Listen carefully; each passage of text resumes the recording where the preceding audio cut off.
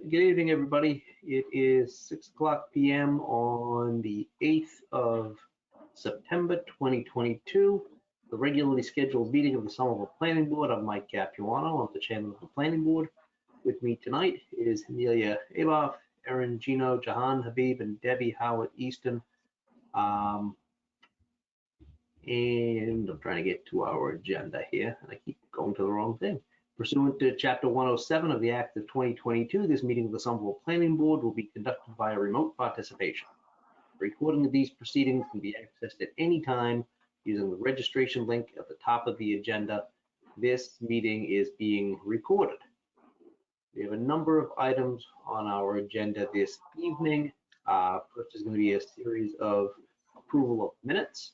Then we will have what is technically a new case, but it's a case that we have previously heard and decided, but because of a technical error, we need to make a revote on it, and that is 16 and 20 Medford Street. So I'm going to ask the clerk of the planning board to please read into the record the notice of public hearing on 16 and 20 Medford Street. Sure. 16 and 20 Medford Street, P&Z 21-057. Somerville Living LLC proposes to establish a household living principal use in the mid-rise 4 district, zoning district, which requires a special permit. So I'm just going to take this one right now. So the issue that we had was someone voted who was not at that time eligible to vote. The board has taken testimony, and I believe, Amelia, you have been made aware of all of the testimony in the presentation, correct? Yes, Mr. Chair. I was going to say before we got to the next item, I have reviewed the meeting from August 18th and completed the affidavit confirming my ability to participate in continued discussion of items. Okay, with that being the case, because this has already been heard, discussed, testimony has been taken, and this is a technical redo to correct a voting error.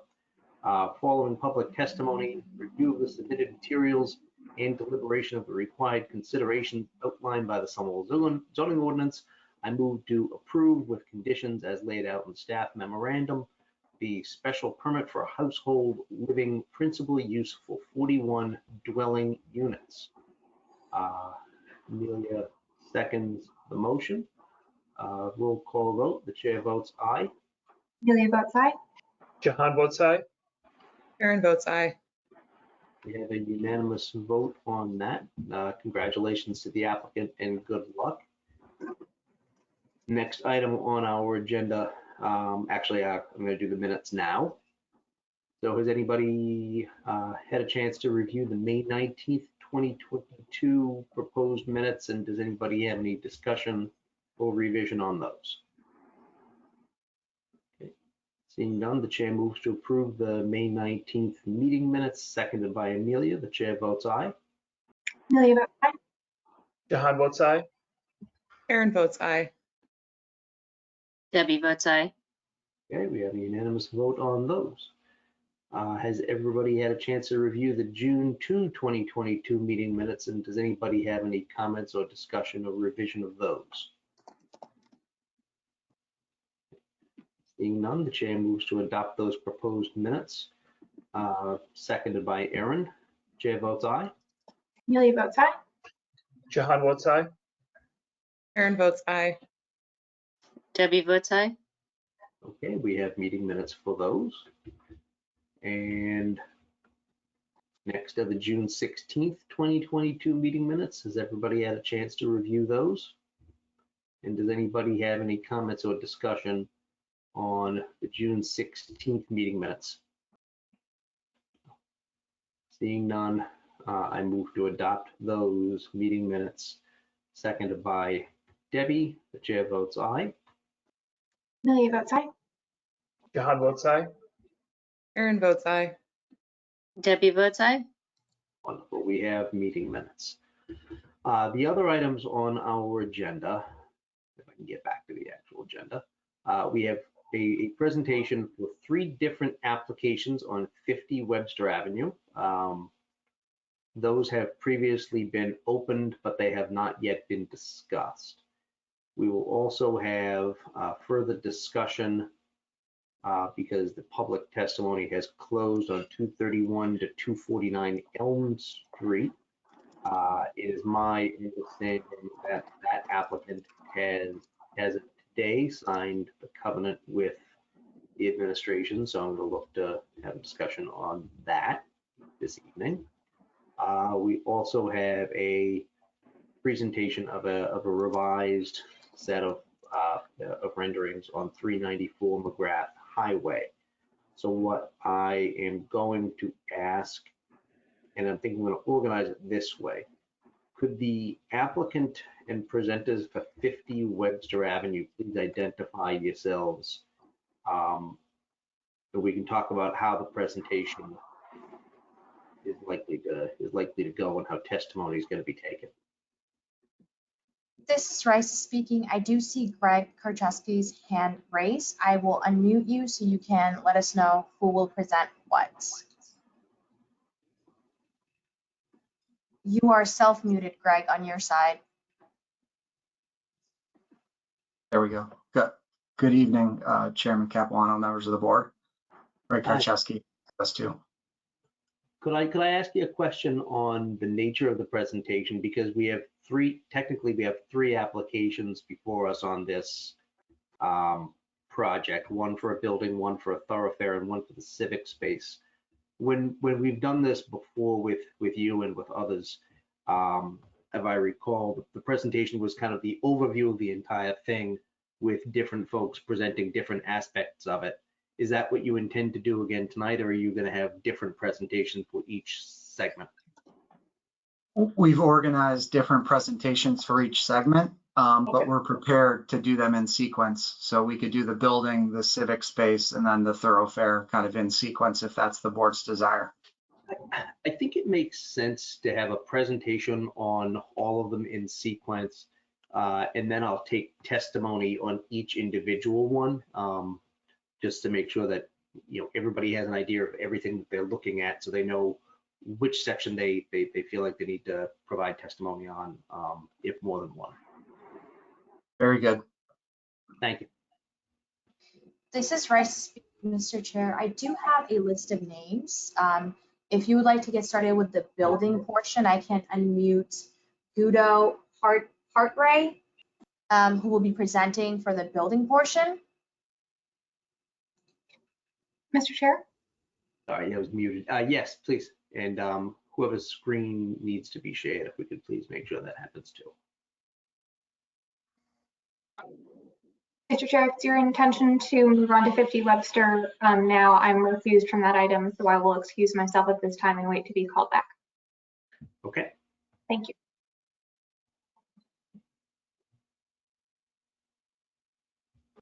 This is Rice speaking. Guido, will you be the presenter for tonight and sharing your screen? Yes, I'll be the presenter for the building portion. This is Rice speaking. Guido, you should be able to share your screen at this time. There we go. Are you seeing the screen now? Yes. Yes. Okay. Greg, did you want to introduce the presentation, or do you want me to go straight into the building presentation? Sure. I'm happy to do just a brief introduction. Thank you, Chairman Capuano and members of the board. My name is Greg Karczewski with US2. We're the designated master developer for the Union Square revitalization. Our offices are at 31 Union Square. As you know, we've been working with the community and the city since 2014 to realize the shared vision for the Union Square revitalization. Primary to that vision is really to establish Union Square as a mixed-use, transit-oriented employment center. We appreciate the opportunity to be before you tonight to talk about the next project in that revitalization, which is located at 50 Webster, otherwise known as D3.1, and outlined in pink on the image that you see to the lower right. The project is in a critical location within the neighborhood in that it bookends the MBTA station with the D2 project, which is currently under construction, and provides a gateway into the Boynton Yards neighborhood. As you can see on the screen, the project delivers on a number of critical summer vision and neighborhood plan goals, including, significant job creation, additional commercial tax base, the addition of 16,000 square feet of new open space, and over $5.7 million of direct community benefits, which we're very excited about. There was also a lot of conversation with this board during the master planning process and the D2 approvals about the interest of in locating the parking underground within the Union Square revitalization. At that time, we noted that we'd be pursuing underground parking on future projects when the site and uses supported underground parking's feasibility. We're happy to report that the parking for this project has been designed subgrade, despite it not being required by our master planner zoning. Guido, if you can flip to the next slide here. And then consistent with our commitment to architectural diversity across the various D blocks, we're working with different architects on each of the blocks, and I'm excited that we're to introduce you to Marvell, who's the architect on this project. We've been working diligently over the last year to evolve the plans for this project based on the comments that were provided both in the community meetings and the UDC meetings. With the subdivision behind us, as we mentioned tonight, we'll be covering 3 different applications, starting with the building, and then you can switch is in gray on this map. Green is the civic space lot, and then white is the thoroughfare lot. So with that, I'll turn it over to Guido Hartre, who's one of the founding principals from Marvel, to share our vision for the building with you. Thank you. Thanks, Greg, and thank you to the Planning Board for this opportunity to present our work that we have been working on with Greg and his team and the kind of host of consultants over the past year. My name is Guido Hartre. I'm an architect and a principal of Marvel Architects, and we are an interdisciplinary design practice. We're doing the architecture. We're also doing the landscape architecture for this project. What you're seeing on the screen now is a set of principles that we came up with at the start of the project, things that we felt should be a focus of our work and things that we would try to satisfy through the building design. Hopefully, as I go through these slides in this presentation, you'll see a number of these principles realized.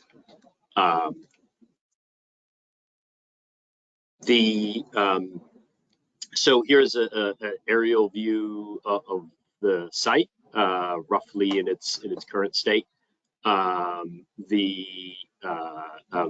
You can see that the site is bounded by Webster Avenue and Prospect Street. There's about a 10-foot level change as you rise up from Webster up to Prospect and cross over the bridge over the rail tracks. The other thing that is kind of important to note and that we've tried to address in the design that you'll see here is the site, along with both of those streets, is also highly visible from the commuter rail line and the T station and the plaza of the D2 parcel that is already well underway in terms of construction. So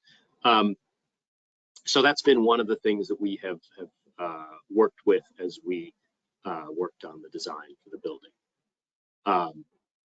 Another point of departure in terms of the design for the building is the history of the site. So the site was the location of the Union Glass plant, which is an important and very innovative manufacturing center in Somerville. And that's been an inspiration to us, both in terms of just thinking about the site in terms of its history and industrial innovation and the character of that architecture, and also thinking about just that type of glass making. And we've had a lot of help from the Somerville Museum in just collecting historic documentation about the history of the site and the history of the Union Glass Works that we are grateful for.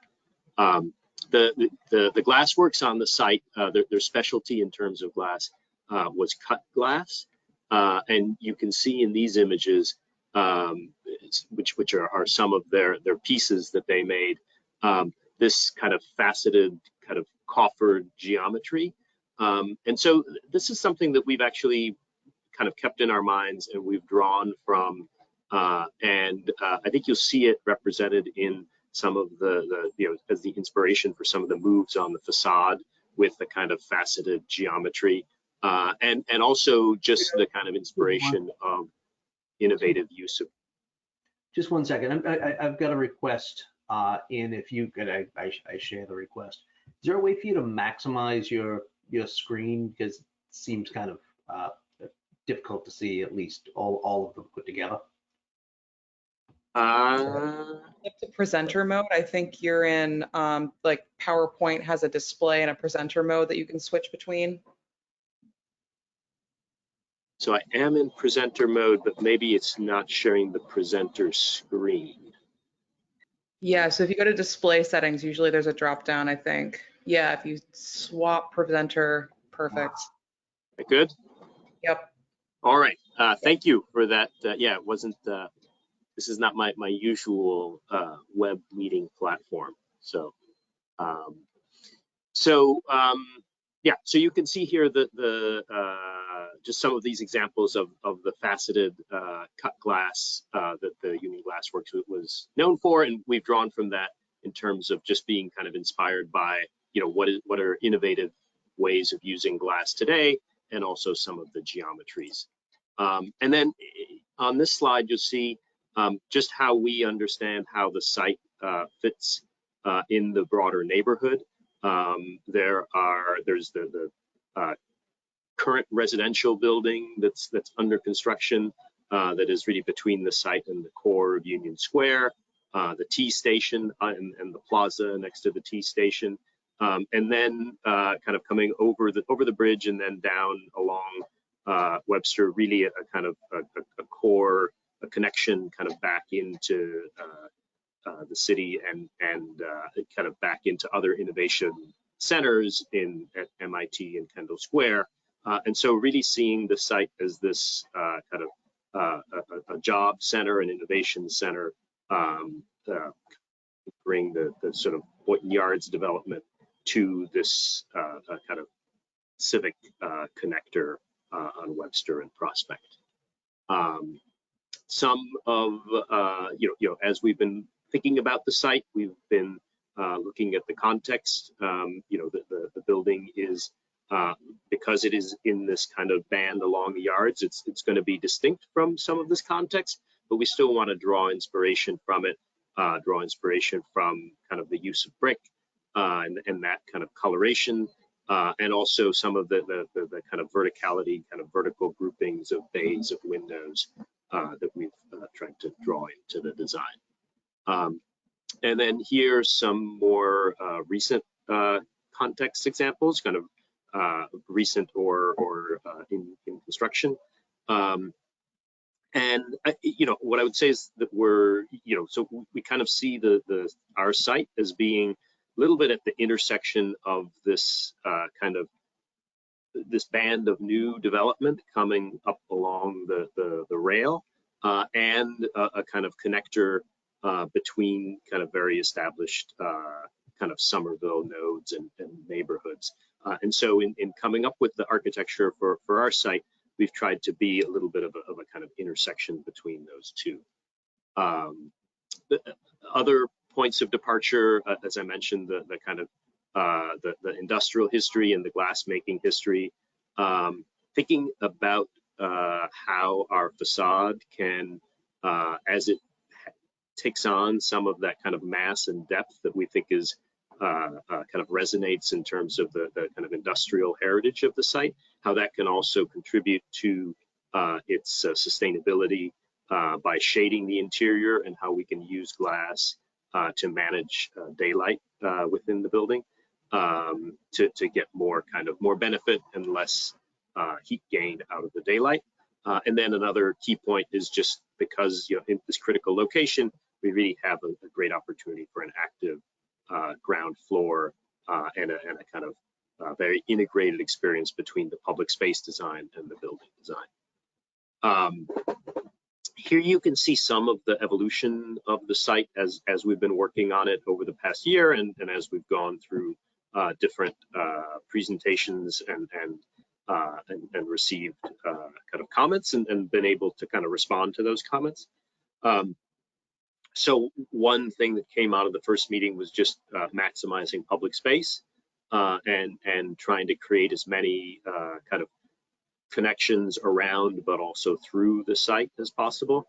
Another thing that came a little bit later was just the idea of could we do something to respond to the neighborhood in a little bit more of a nuanced way, and especially to that the kind of very visible corner of the building from the T station.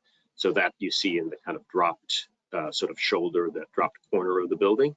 And then really looking at activating the, thinking about how that activated ground floor plays out.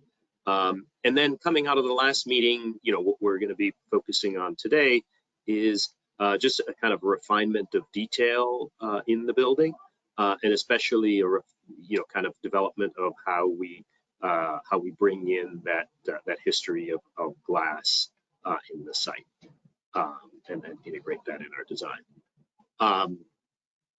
So here you're seeing the ground floor of the building, and just to kind of point out something that Greg mentioned at the beginning that's really been critical to this is, that we weren't sure we were going to be able to do, but has a really big benefit is placing the parking for the site below grade. So placing the parking of the site below grade has a number of benefits. It's sort of a transformative thing for the site. It allows us to reduce the overall bulk of the building. It frees up some space and actually allows us to shift the building away from the northern property line, creating an opportunity for a future kind of public connector on that northern edge along the rail. And it also allows us to kind of consolidate service and front all of the street frontages of the site with active retail spaces and entrances.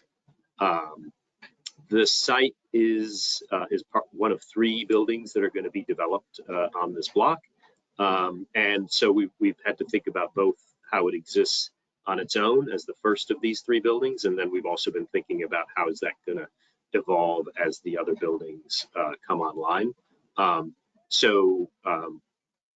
As it's at completion, the site is going to, in terms of kind of vehicular access and service, that is going to be handled through the leg of the thoroughfare that we're building as part of this stage, which is a kind of alley category in terms of planning, and that leads us to a loading area.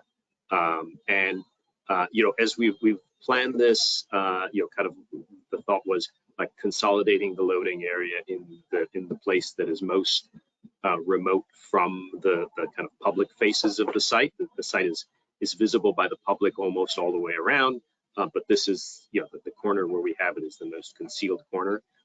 Even, the drop-off occupies a slightly more visible frontage of the site adjacent to the civic space. But all of those service areas are kind of tucked in to really forefront the public and pedestrian access to the site. The other thing I'll point out is that loading area is going to have a screen between it and the public view from the rail yards. So here you see a plan of the site as it would be completed with the 2 additional parcels. And so in that case, that thoroughfare will run all the way through, extended through the block. And that will also give us more flexibility in terms of how that's managed in terms of traffic, which will be a benefit. The loading area that we're building as part of this site will serve the future parcels. So it's really kind of concentrating that activity in one location, which we think is going to be a big benefit as the site gets built out. In this view, you're seeing essentially what would be the view from the tracks. and you can see how the base of the building gets extended to become a screen for that loading area that you saw in the previous plan.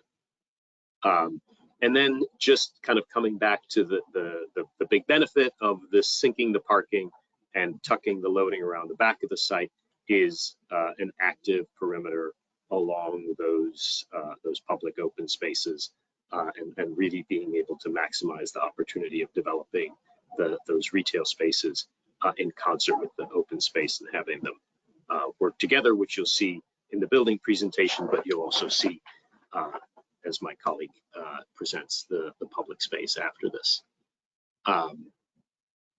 So now I'm going to focus a little bit on some of that more detailed development and look a little bit at some of the kind of development of the details, starting at the base and then the middle and then the top of the building. And then I'll finish talking about just some of the overall buildings, the overall views of the building, showing how all those elements come together. So here you're looking at the building's front towards the kind of southernmost public space on fronting Webster Street. And this is the building entrance. You can see it's flanked on either side by retail spaces. And this is also one of the places where we start to bring in that, really trying to heighten the use of glass within the building. And you can see that in the canopy that comes out over the building's entrance for the commercial tenants. So flanked, the building's base is built out of it's very rugged. You're seeing here kind of a gray rugged materiality. This could potentially be concrete. It could potentially be stone. We're still looking at different options for that, but the thought is something that's really has a lot of grain to it, something that will stand up well to use over time, and something that has the kind of the weightiness of the base of the masonry portions of the building. And you can see in the entrance the contrast between that and this kind of fritted glass kind of wedge of the building's entry canopy. And above that, you can also see some of the use of glass in the building facade as we get these different glass textures that manage light coming into the building. So here you see the building's Prospect Street frontage, kind of the other major public space frontage for the building. And there, that's really a kind of continuous retail frontage with these kind of rugged frame articulation, and then the opening kind of sort of a pass through, really creating a more generous connection between the two larger public spaces and cutting through the building. And where that cut through happens, the glass comes back as a feature element, as a cladding for this column that supports that corner of the building. And here, kind of, what we see as the sort of a typical retail entrance, a unified approach to the retail with coordinated signage for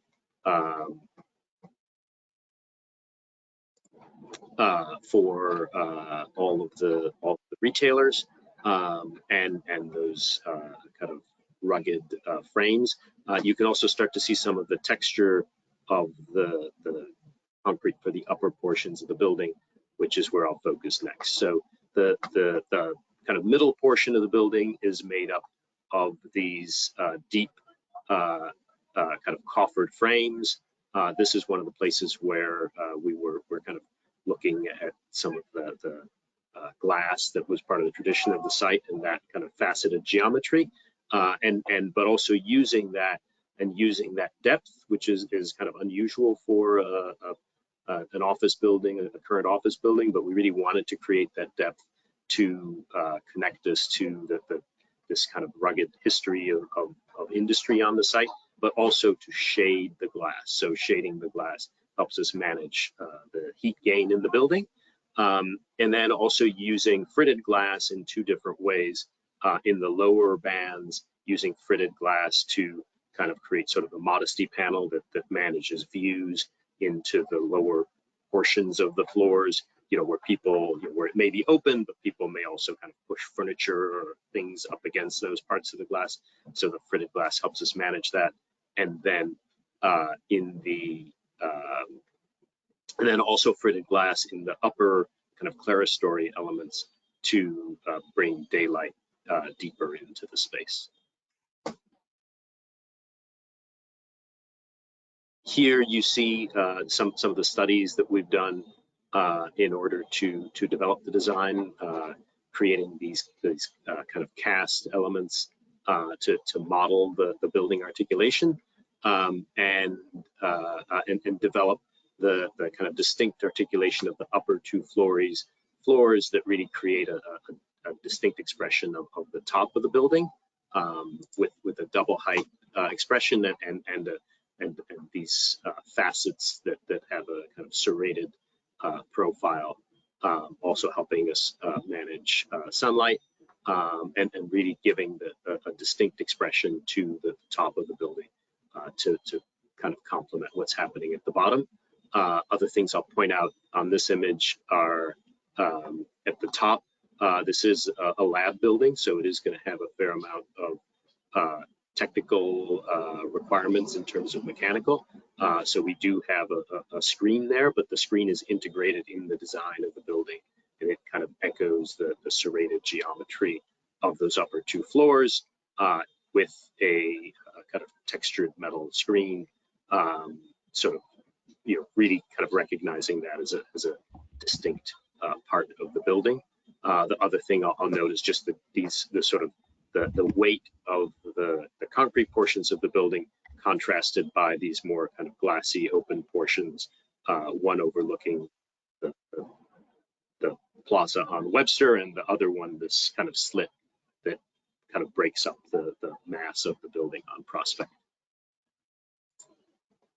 And then those same glassy areas really become lanterns at night, and kind of let the kind of life inside the building be expressed out into the surrounding neighborhood, and really take its place as an icon in this kind of important location. And just finishing up with a couple more views. So just reading just a view from the south, where you see the plaza that you're going to hear more about in the public space presentation, and behind that, this, what we're sort of referring to as kind of this sort of open book of glass that kind of lightens up the articulation of the rest of the building facade on Webster, and then an overall view on Prospect, where you can see kind of the base of the building interacting with that public space. You can see this kind of faceted cut that kind of relieves the weight of the facade. The corner of the building dropped 2 stories lower, as you which is what you would see as you were approaching the building over the commuter rail overpass, and you can also see how the screen on the upper floors of the building is a kind of integrated design element that relates to the whole. And with that, I'll conclude the building design presentation and pass it over to the next presenter.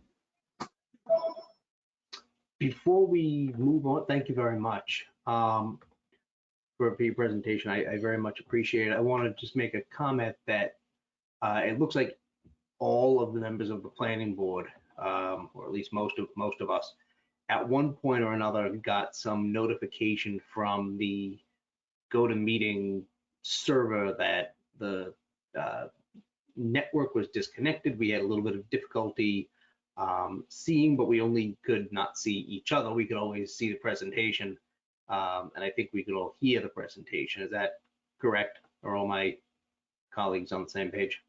We could all see and hear the presentation, although we couldn't necessarily see each other, which isn't the worst thing in the world. That's Yes. correct. Okay. I just want to make sure that this is it's on the record that we were able to see and hear the entirety of the presentation, so that there's nothing that needs to be repeated for the purpose of any discussion that we have. Thank you very much for the presentation on that aspect of the series of applications. I will ask whoever is next to present to be unmuted and have their screen shared if necessary.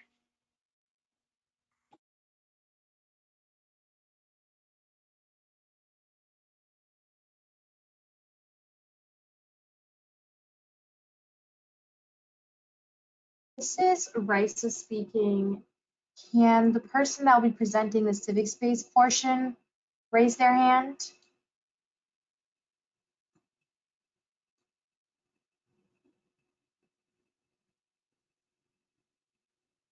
I see Ian McKinnon that has his hand raised.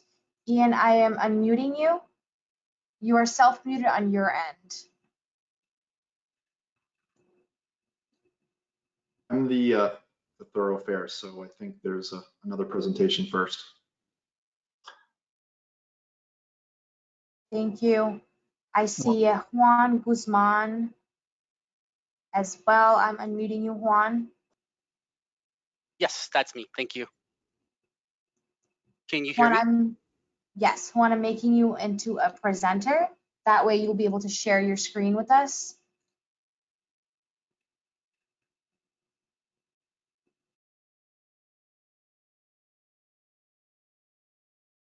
I've lost audio. I don't know if I can someone talk? This is Raisa speaking. We Okay. hear you.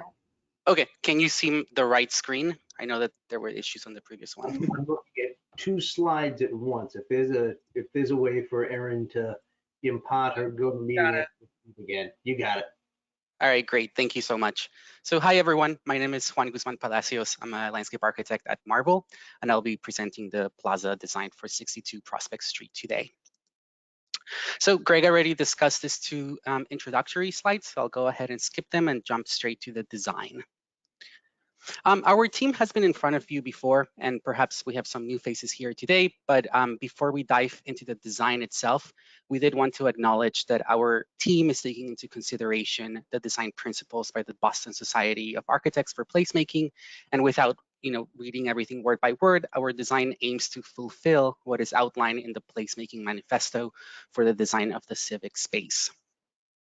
Additionally, from hearing from stakeholders and community members, we have a clear understanding of the uniqueness of Somerville, and our design's goal is to create a space that celebrates culture and local businesses by providing spaces for art, local talent, and local businesses. As part of our analysis and exploration phase of the project, it was very clear to us from site visits and also from hearing from people that live in the neighborhood, and as shown in these images, some of the critical aspects of the site are that we are located in a 5-way intersection, which is somewhat of a safety hazard, and we want to make sure that our design for the Civic Plaza feels safe and protected from the adjacent streetscape. Additionally, another item that really popped out in our minds is that there is a very clear grade change as you approach the site from the overpass bridge. There is roughly, as Guido mentioned, a 10-foot elevation change as you come from Prospect Street down to Webster Avenue. So part of the design is to connect the streetscape with the existing grades to the proposed plaza areas, but not creating steep slopes, but rather creating accessible plaza spaces that are programmed for everyone. Additionally, something that we see on the site today, whether you've walked through it or through site photos, it is very clear that the sidewalks are currently very narrow. And part of the design goal is to expand the width of the sidewalks. This is something that we have heard multiple times, and we have taken all of that into consideration. And part of what you will see today in the design is that we are proposing to expand the width of the sidewalks. The design for the Civic Plaza provides spaces for observing and relaxation. It provides accessible routes through the space. Even with the existing grade conditions, we're making sure that we're providing different modes of circulation through ADA ramps, steps, and paths. We also are aiming to provide an ecologically performative landscape through the use of native species that promote wildlife habitat. And we are also providing flexibility within the plaza areas for programming such as performances. We have shared designs for the plaza in the past. The design has evolved, as you can see here. From the left side, you can see the plan that we shared for neighborhood meeting 1, and then that evolved into what we see on the right side, which was shared during the Urban Design Commission meeting number 1. And today we're going to share where the design stands. The design can be seen here, overlaid with some of the existing conditions on the left side. So as we've already mentioned, but just to reiterate, there is a very clear grade change from elevation 30 to elevation 10. That's a 10-foot elevation change that exists today. Additionally, as I mentioned with some of the site photos, there are very narrow sidewalks. So part of our design looks at 2 different types of circulation paths, expanding the width of the sidewalk, which is shown in the green arrow adjacent to Prospect Street and Webster Avenue. And we are providing a 12-foot minimum sidewalk. So there are areas in which the sidewalk will be wider than 12 feet. 12 feet is our set minimum. And the pink lines show the circulation paths. These are different conditions. These are paths or ramps. And then in the dashed pink lines, you can see some stair conditions as well. So we have different path options to enter the plaza itself, whether you're going to the retail areas or to the lobby of the building. We're also developing a planting palette that is native to the region. We're really interested in canopy trees for shade during the hot summer days, but also provide interest in the fall color. Something that we have heard and gotten feedback on is making sure that each room feels distinct. And through the use of planting, we can do that. For example, this upper plaza on Prospect Street can be distinct with the use of scarlet oaks, which would have a really interesting fall color. And then the South Webster Plaza, we could use something like a Kentucky coffee tree to create a vibrant yellow tone. So those two can feel different, not just through programming, but also through vegetation. Additionally, for understory, we're making sure that we're not proposing planting that is too tall so that it feels like a wall.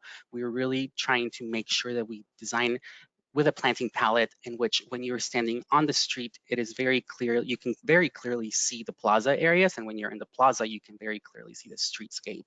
So the planting is really providing more of a protected edge, but we're not creating a wall through planting.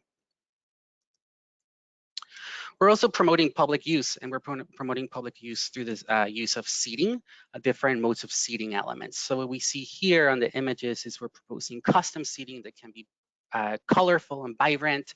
We're also taking advantage of the existing grade conditions to create stepped seating areas. This can be a small amphitheater for performances. We're also proposing different types of backless and backed seating for flexibility. And in addition to that, we're proposing movable furnishings that can be used for retail during lunchtime, at night, and whatnot. In addition to all of those seating elements, we're making sure that we provide areas that feel seating areas that are accessible and equitable. So we are carving out pockets for whether it's a stroller or a wheelchair so that it feels integrated within the rest of the seating areas that we're proposing. And now with the plaza itself, we have split it into 3 different zones. On the top side, we have the Prospect Street Upper Plaza entrance. In this middle portion, we have the Prospect Green Room. And then on the lower side, we have the Webster Green Room.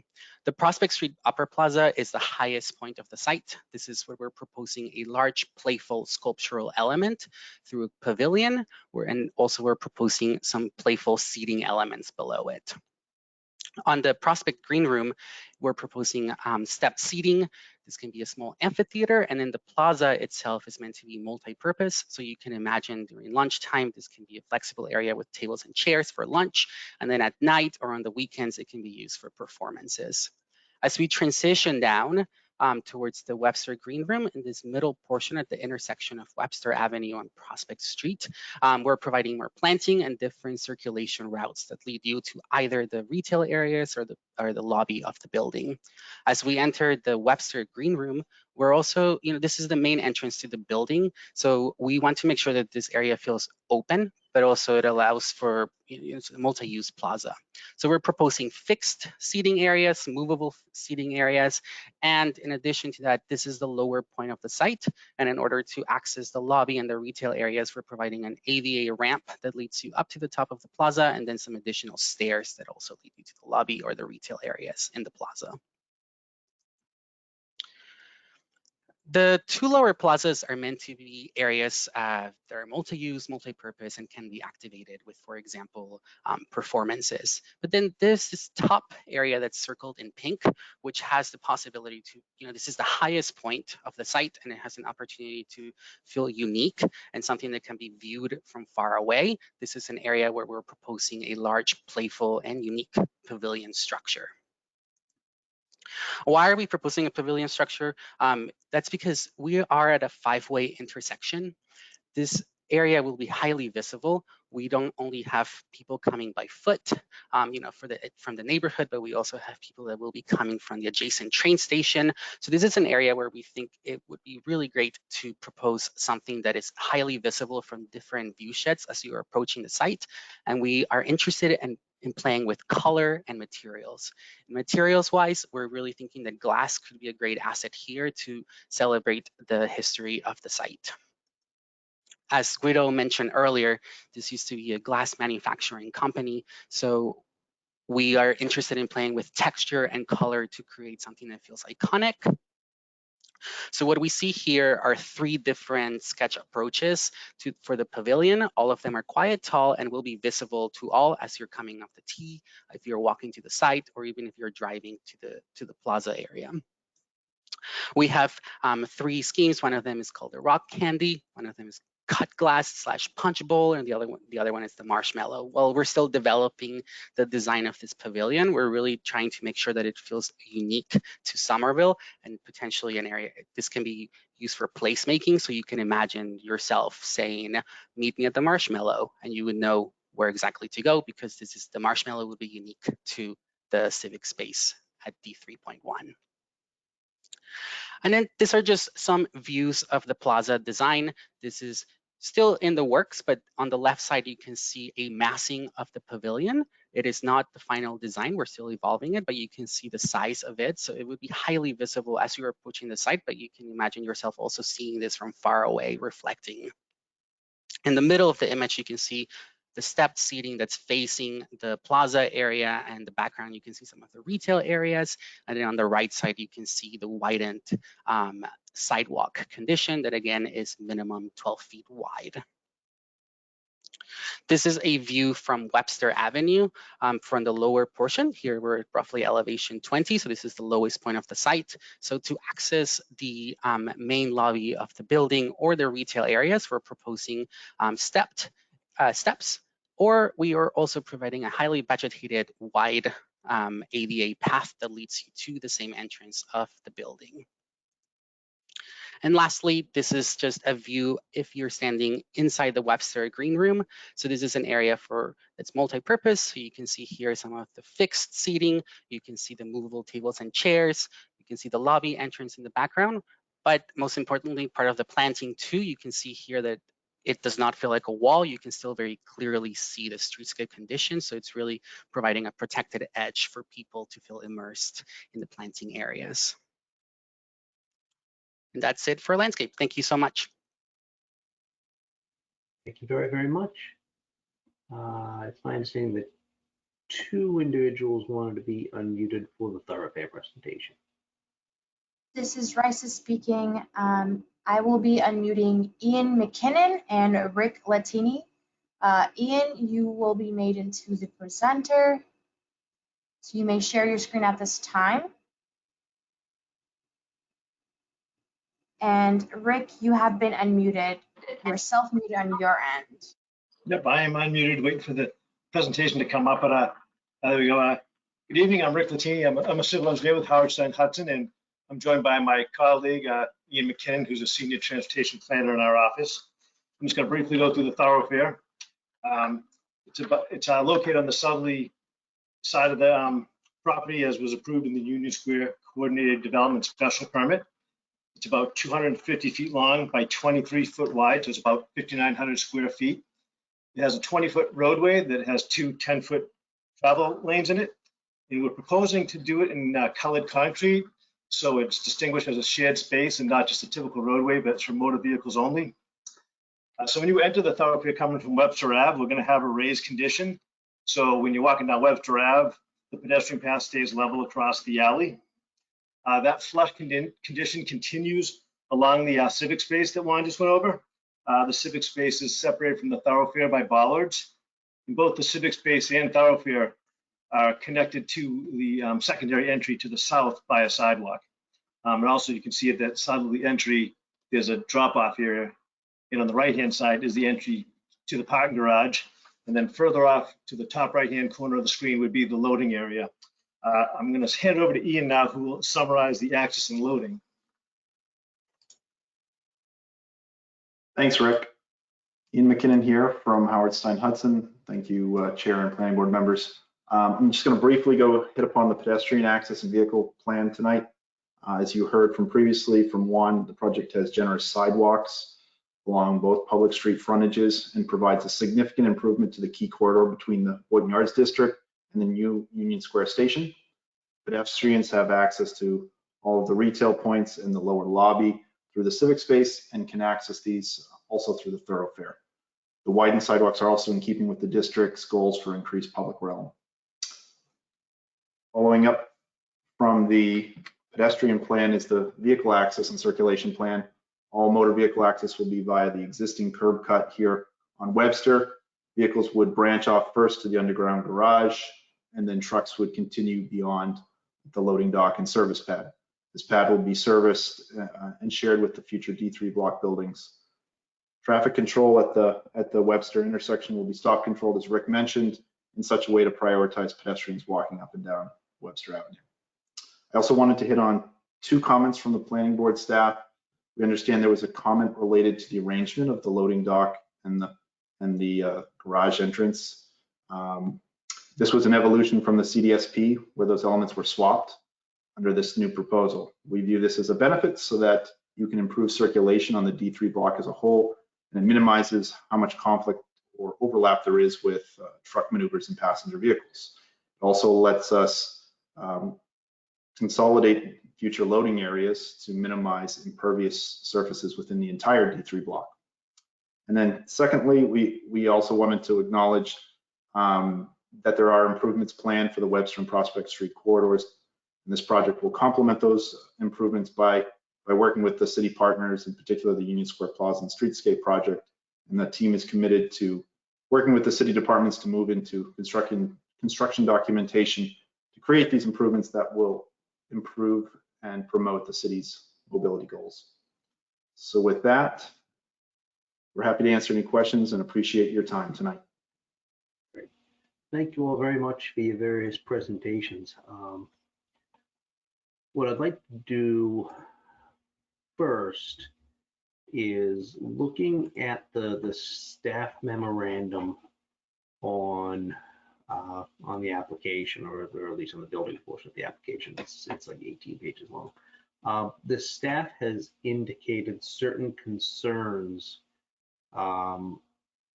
with some aspects of the application, and I'm wondering if we might be able to have Emily be unmuted. I think she's the planner on this particular project. And hi, Emily. I'm wondering if you might be able to explain some of the concerns and considerations that staff had on the application, and how we propose to remedy them. One of them, I think, had to do with some of the mobility issues that were raised. I think there was a concern about the compliance with the CDSP and whether that needs to be modified. So I'm just hoping, for the benefit of the board and the public and the applicant, you might be able to give a brief overview of where the staff is in the application, or the applications. Yes, thank you, Mr. Chair. Good evening. Hello to members of the board and the public. My name is Emily Hutchings. I'm one of the senior planners with the Planning, Preservation, and Zoning Division in the city, and I'm the case planner on this development. So we had noted previously, we had some concerns regarding surrounding mobility, surrounding the screening of the loading area and the project's compliance with the CDSP. We do believe that as conditioned and as updated by the applicant, those concerns have been addressed. So there were a number of questions we had around mobility, around bicycle parking, bikeways, the streetscape, and again, there have been some amendments to the proposed bicycle parking and several conditions related to mobility that are proposed by staff as part of each staff memo that combined, we believe, addresses those concerns. The applicant has also to screen the loading area proposed a screening wall that is connected to the buildings. It is connected to the building at 50 Webster, and it will be connected to the building at on D3.3 on that site that's adjacent. So the loading area would be screened for those coming into the city on the Green Line extension. And again, as Emily, presented in Emily, could I ask you to pause for just 1 second? For some reason, my audio kicked out. I don't know if I hit a button. Can everybody else hear her? Okay, so give me 1 second.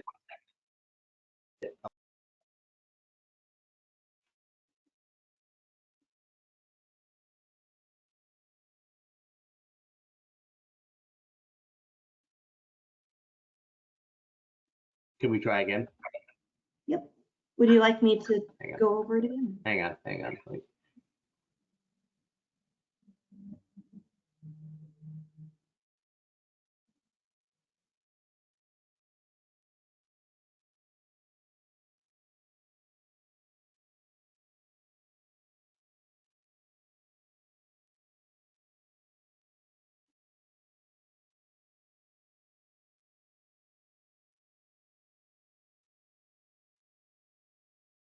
Can I ask you to try one more time? Can you hear me? No. You know what? Uh-oh. I'm going to see if I can call in because for some reason this isn't working and I don't want to keep everybody waiting. So let me see if I have an audio call in that I can use. Planning board's going to be in recess for about hopefully a minute. I'm sorry.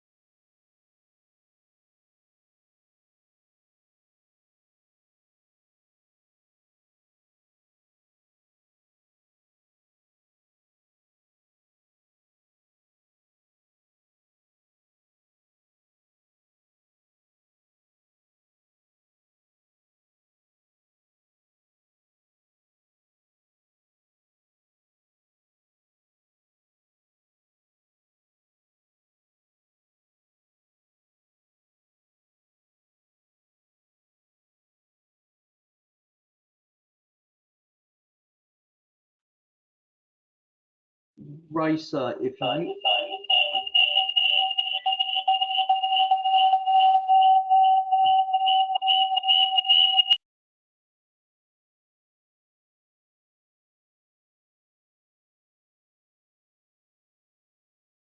This is Rice speaking. Mr. Chair, you may need to exit the webinar and return to the webinar, and that may solve the issue.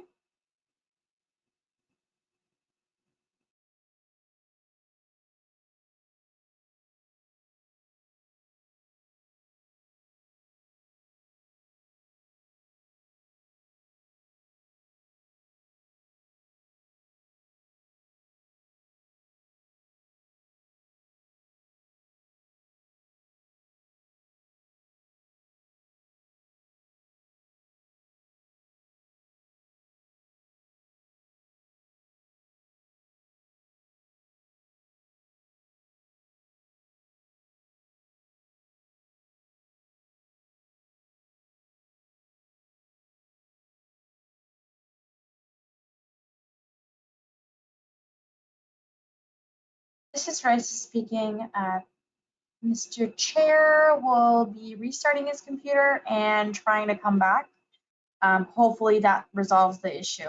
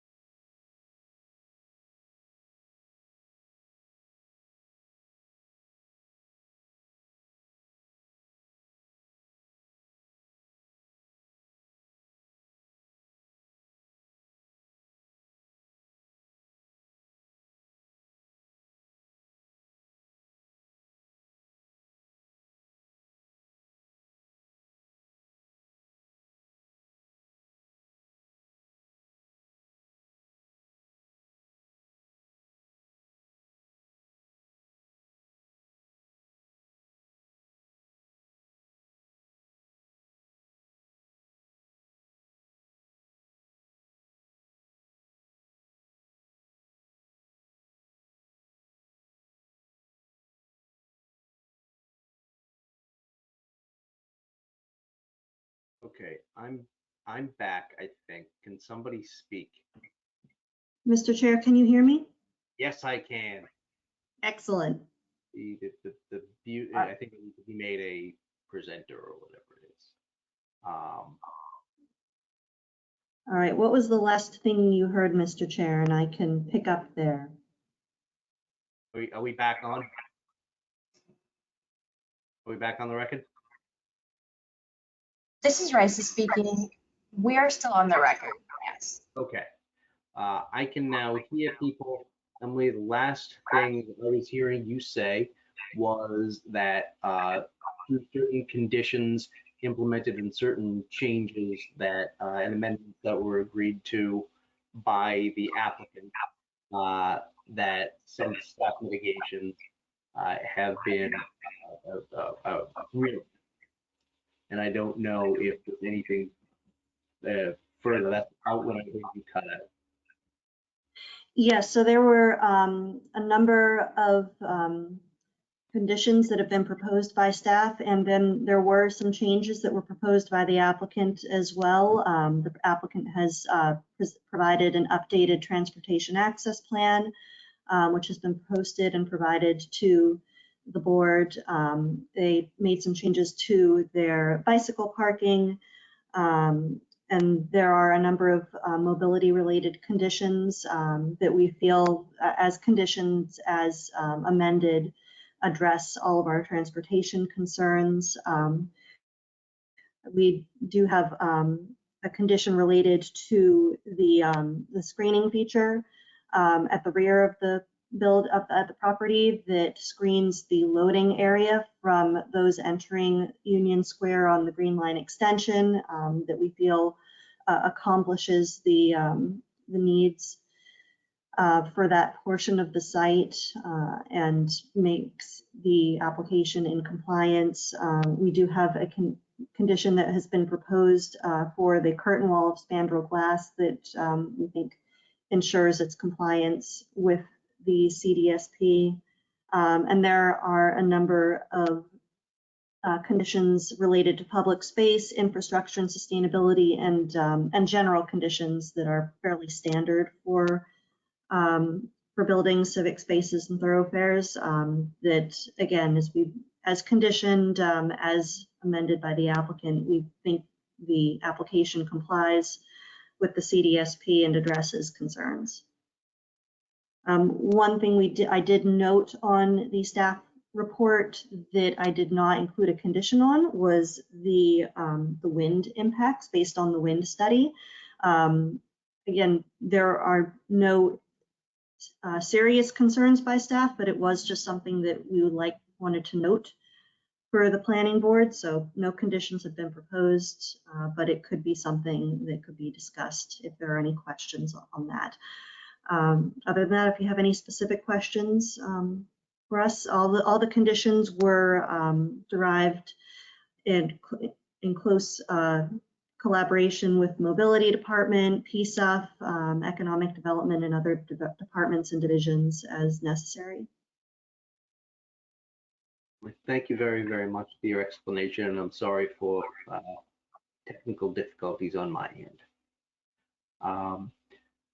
Does anybody else from the board have any questions of Emily or of the applicant? Now, I'm going to reserve my comments and questions for the applicant until after public testimony has closed, which I'm going to keep the written comment open for a couple of weeks as well, just to make sure that we get everything involved, because it's a pretty substantial project. But does anybody have anything that they would like to ask or comment on before I open it up to public testimony? Okay. Thank you. So seeing no comments from members of the board right now, what I am going to do is open up public testimony. And like I said at the beginning of the meeting, for the purpose of the written minutes and for the record, I am, because there are 3 applications, going to open up public testimony for the 3 separate applications. So to the extent possible, if you have it's a little awkward, but to the extent that you have comments that relate to each part of it, I would just ask you to reserve those comments until the time to speak about the building, the thoroughfare, and the civic space are appropriate. What I am going to do now is open up the building portion of the application. So if anybody would like to provide testimony on the building application in support of that application, please exercise your raised hand function, and I'll call on you in the order in which I see you.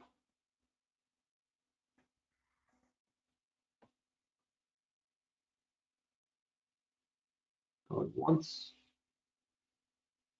going twice. Seeing none, I'm going to close that portion of the public hearing, and I'm going to open it up to public testimony that for anyone that wants to speak in opposition to the application for the building or otherwise express concern. Please exercise the raised hand button. Going once, going twice. Seeing none, I'm closing that portion of the public hearing.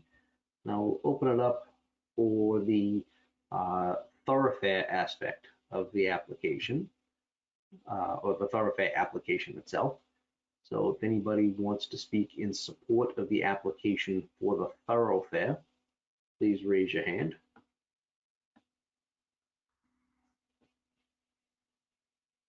Going once, going twice. Seeing none, I will close that portion of the public hearing. I will open up public testimony for anyone that wants to speak in opposition to the application for the thoroughfare.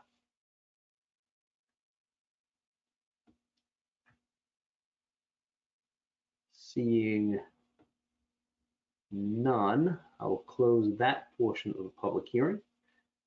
And now is time for testimony on the civic space. Anybody wants to provide testimony in support of the civic space application for 50 Webster Ave, please raise your hand.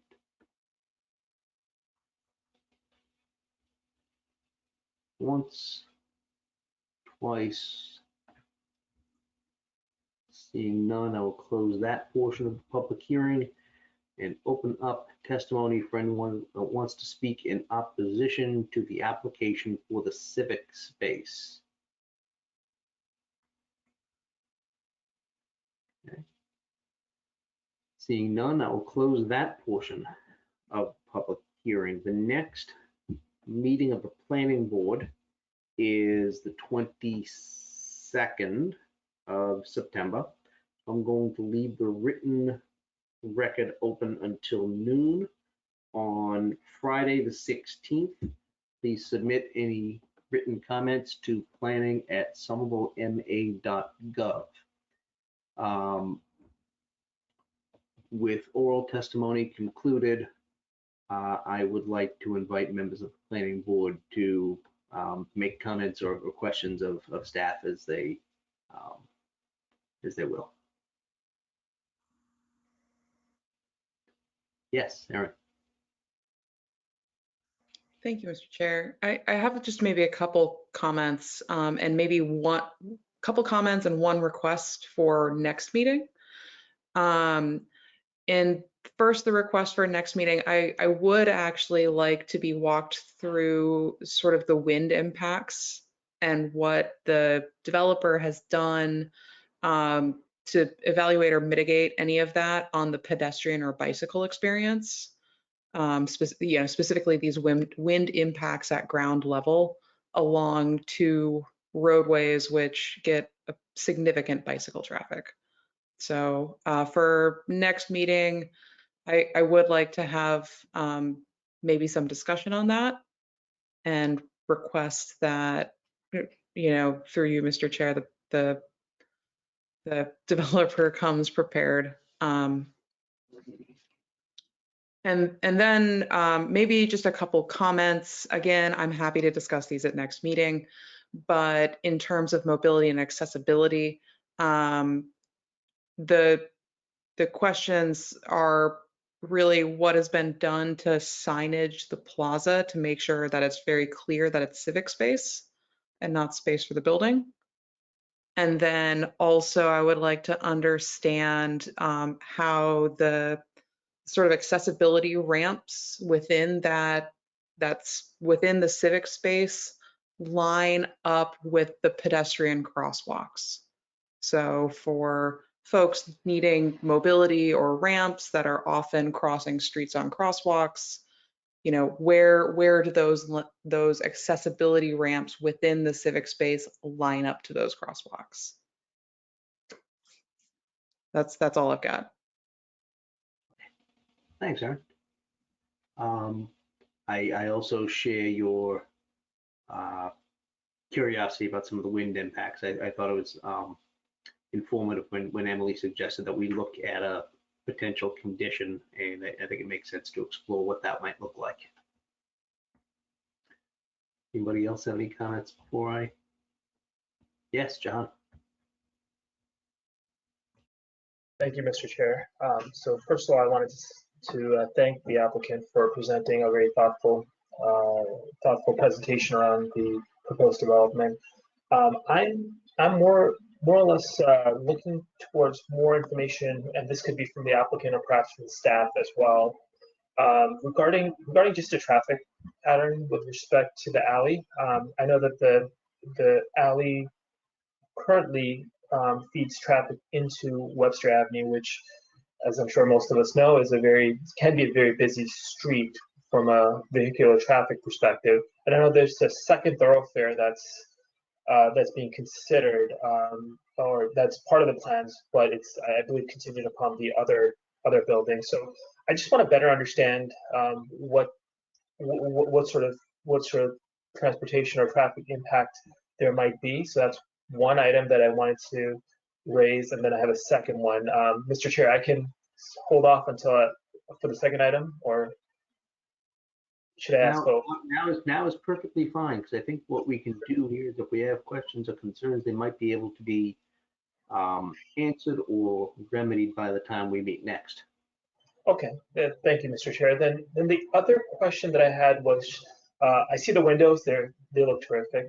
There's a lot of windows, but I also want to get a better understanding of the glare from the windows because of the prominent location at the intersection of 5 different streets. I just want to better understand that for pedestrians, bicyclists, anybody going through that area, whether there's any concerns or considerations around the glare.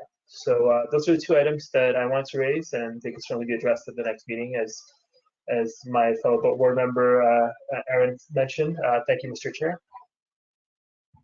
Great. Thanks, John. Debbie, did you have any questions or comments right now? Okay. I just have a very brief few. I do, Jahan, I do recall seeing a concern by staff about certain of that glazing aspect and the reflectiveness of the glass to see if it would be a negative impact on pedestrians, bikes, and vehicles. So I think we can explore that a little bit more in the wind aspect. I want to congratulate the applicant. I think this is a really, really strong presentation for a project that's going to be in a primary site. I think to give some credit to the Urban Design Committee, which we don't always do, I think they had some very strong input on the visual design that came before us tonight. And I think it's a very, very nice looking building. I think it's going to fit well in that space. I think it kind of honors the previous use of the space. I think it works well with the civic kind of pass by. I really like the way that the civic space is greened without being walled off. I think you all had a very strong presentation, and the fact that there is not a raft of public comment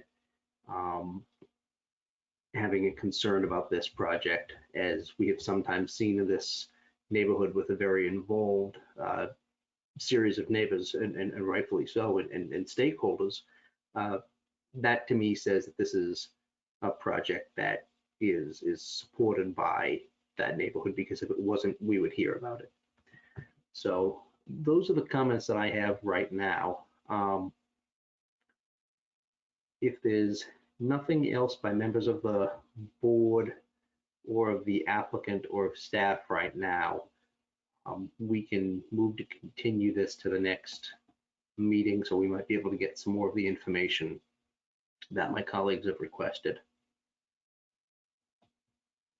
Okay, thank you everybody very much. I'm going to move to continue discussion on these 3 applications to the meeting on the 22nd, seconded by Aaron. Chair votes aye. Jahan votes aye. Aaron votes aye. Debbie votes aye.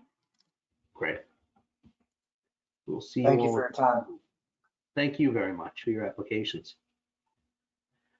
At this time on my little cheat sheet, we have 231 to 249 Elm Street, and it is my understanding that we have a member of staff, the Director of Economic Development, who is present to be able to make a response to some of the questions that we might have.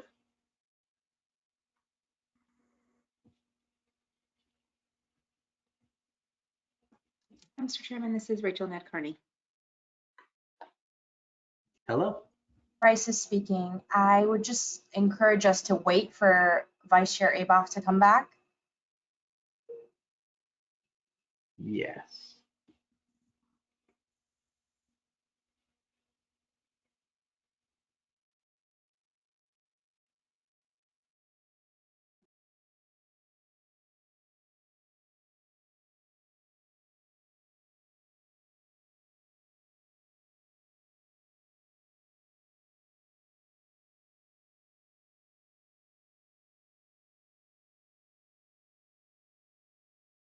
This is Rice speaking. Mr. Chair, for 50 Webster, did the board take a vote for all 3 applications to continue?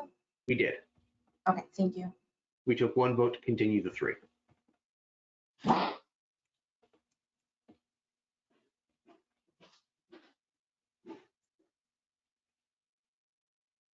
We're just waiting for Amelia to come back.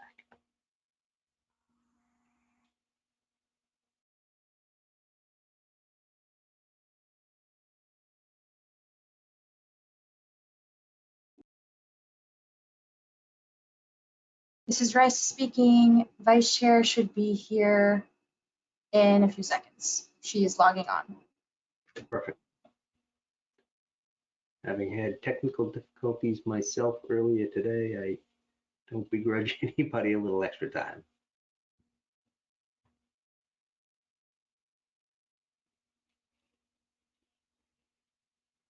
Okay. Amelia is back. We have a full panel of the planning board, as well as the director of economic development. Rachel, if you wouldn't mind just reintroducing yourself for everybody present. Sure. Hi, everyone. My name is Rachel Nadkarni. I am the acting economic development director, and I'm happy to join you this evening. Thank you very much for coming down remotely. So it's my understanding that the last time that we had a hearing on this application, for which testimony was taken and testimony has since closed last Friday. We were waiting for because it's the practice of the planning board not to vote on applications that have a pending covenant with the administration until that covenant is executed. And I believe it has been executed today. Is that right? That is correct. Okay. Would you mind, because one of the concerns that that I had raised was certain aspects related to retail and business displacement. And I'm wondering if that's been reflected in the covenant, or even if it's not, if you might be able to address some of the efforts that the administration and the applicant are engaged in to mitigate some of that. Certainly. So when it comes to the covenant, one of the pieces that is reflected there is that the burn is going to be maintained operationally throughout. We often ask developer teams to contribute community benefits. One of the goals of that is to think about things like displacement. And so we're excited to see that, and we reflected that in how we handled that portion of the covenant this time around. Generally speaking, we have confirmed with the development team, and we've also spoken with all the businesses at various times throughout this process, but we did confirm in the last couple of weeks with the development team that they have had detailed conversations with each and every tenant around what they would like to see for their future at this site.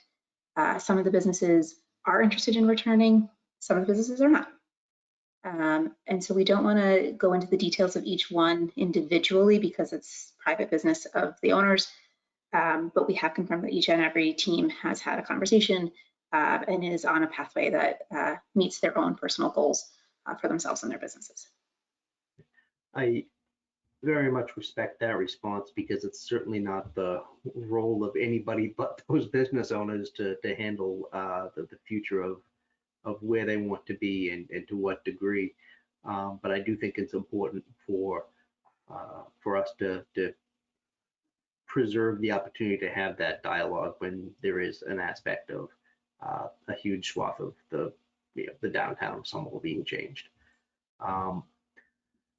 One of the other aspects, and I'm not sure if this is something that you'll be able to speak to, but one of the concerns that were raised by members of the public was the degree of, I don't know how to put this, what kind of lab was going to be placed in the facility.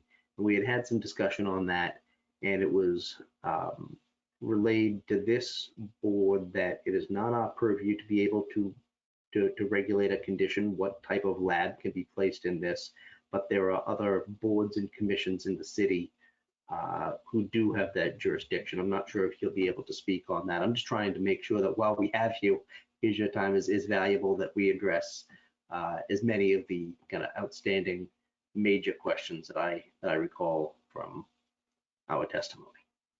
Yeah, thank you for the question. I don't have a solid answer for you on what the group is that I'm forgetting at the moment. Apologies, I am still new in this role, so I'm learning as I go.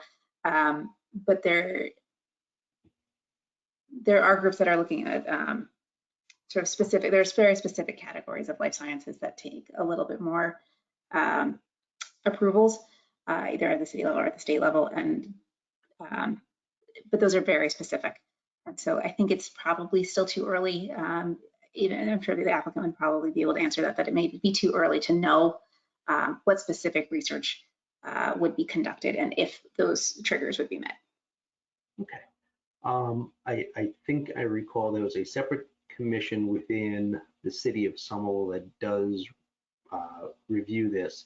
There may or may not be some additional state commissions that would look at this too. It wouldn't surprise me. But I don't know if somebody else. Speaking, Mr. Yeah. Chair, I can answer that. The committee that you're referring to is the Somerville Biosafety Committee in the ISD, the Inspectional Services Department, that does that. They do those reviews after building permit and before operation, to answer your question there. So for the sake of discussion, if the applicant were to put in a lab dealing with Ebola or COVID or something, that would have to go before ISD to make sure that the proper protocols were in place to protect the community and the people working in the building.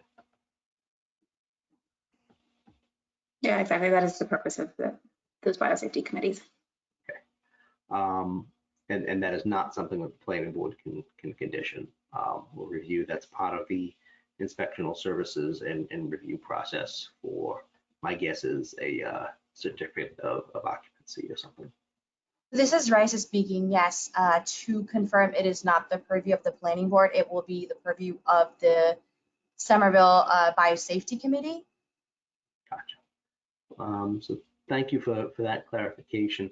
Those are the questions that I had. I just wanted to make sure that the major concerns that were raised by the public and by us were able to be addressed before we moved forward with the application.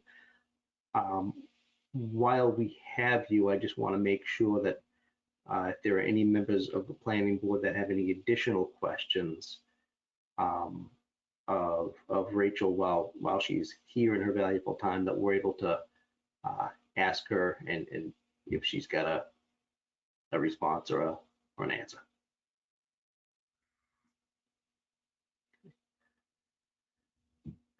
Okay. Oh, I see Aaron. I was just going to say, maybe real quick, thanks for the note from the economic development team that was sort of attached, highlighting the small business overlay and sort of staff's and the department's thoughts on that. That helped allay a lot of my concerns. I do want to say that was not part of the. I don't think that's necessarily on the website. I think that's something that was directed to us. So I just want to make sure that we were able to address that in a public way. But I totally share Aaron's appreciation for that. Sure. So if it's helpful, Mr. Chairman, I can sort of articulate it out loud. That's helpful. So one of the things is with the small business overlay, especially across the board, when economic development reviews projects at the earliest stages, what we're generally looking for and encouraging developers to do are to look at ways they can make the tenant spaces easier to work with. So can they build in shared restrooms on the ground floor that all of the business spaces have access to? Are there trash rooms that are accessible for the ground floor tenants as well as the upper floors? Making sure that those options are there to just ease the transition when someone moves in and opens a new business. Startup costs are one of the hurdles that make it very difficult for businesses to survive in their first year or first 2 years because they start out in a hole. And if you don't have to build a restroom, that's a big, big help. So we like those sort of building design elements, and then especially in the small business overlay district, where we're already looking for smaller spaces, not having to have a restroom in every single one will make business operations much smoother.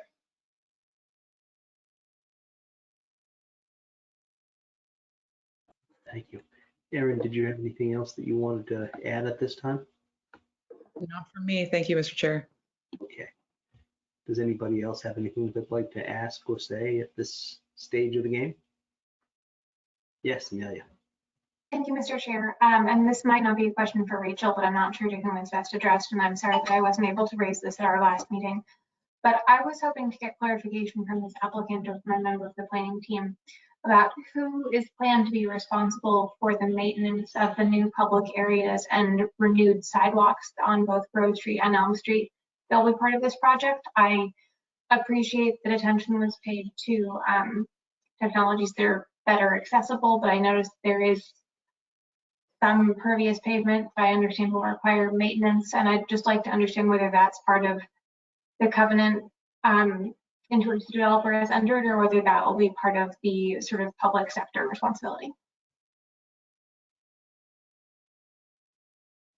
Marissa, do you have any thoughts on this before I answer?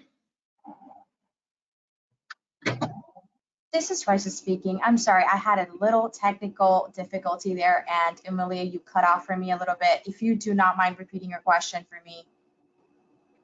Thank you. I was hoping to confirm whether it is in the covenant or otherwise, who will be responsible for the maintenance of the sidewalk and tree pit and bike parking areas that are adjacent to this building on both Grove and Elm.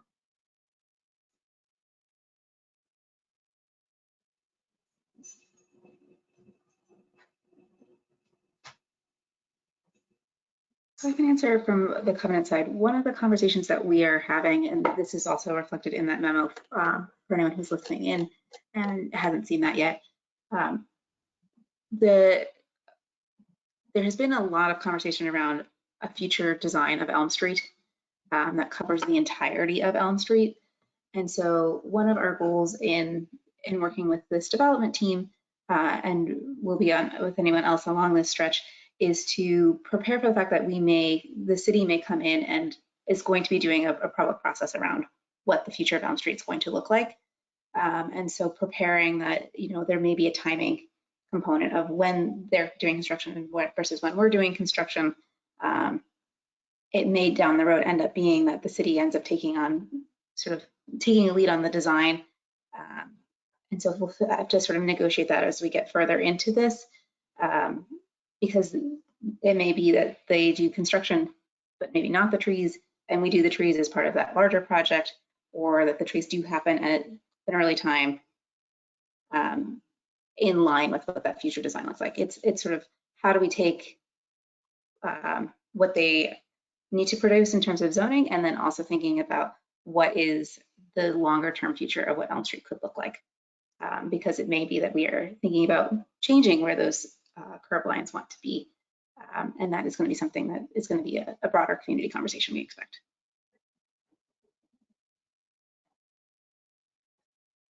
And my understanding is that a number of the existing street trees are planned to remain in the absence of the city's broader planning for the reconstruction of Elm Street. Is that correct? That might be a question for the applicant. I'm sorry for mixing and matching here. This is Raisa speaking. I do have Andrew Flynn and Brett Benson here as part of the applicant team. I can unmute them for them to answer that question for you. Brett, you have been unmuted. You are self-muted on your end. Good evening, members of the board. This is Brett Benson. I'm principal at UTL. We're the architects for the project. To answer your question, yes, there are 3 existing street trees that we will be preserving as part of the project. Thank you. And you may also be equipped to answer this just as a follow-on to the previous. In terms of the permeable brick pavers that are proposed, are you able to share with us what the sort of annual maintenance of those looks like? I'm not clear on how big a maintenance obligation that would be should it fall to the city. although I'm in favor of that technology and want it maintained so that it works effectively, which is the root of my question. I'll do my best to answer the question. I might want to defer to our landscape architect on the team, who I don't believe is on the call tonight, for further detail. I will say that permeable pavers are a very typical technology used across cities, both in Somerville and in the greater Boston area. They do require some periodic maintenance. I think the yearly maintenance is rather low. There's a longer term cycle to make sure that the joints between each paver remain free of debris. But again, I don't think that's a yearly maintenance so much as a kind of periodic 5-10 year scale type of operation. Thank you.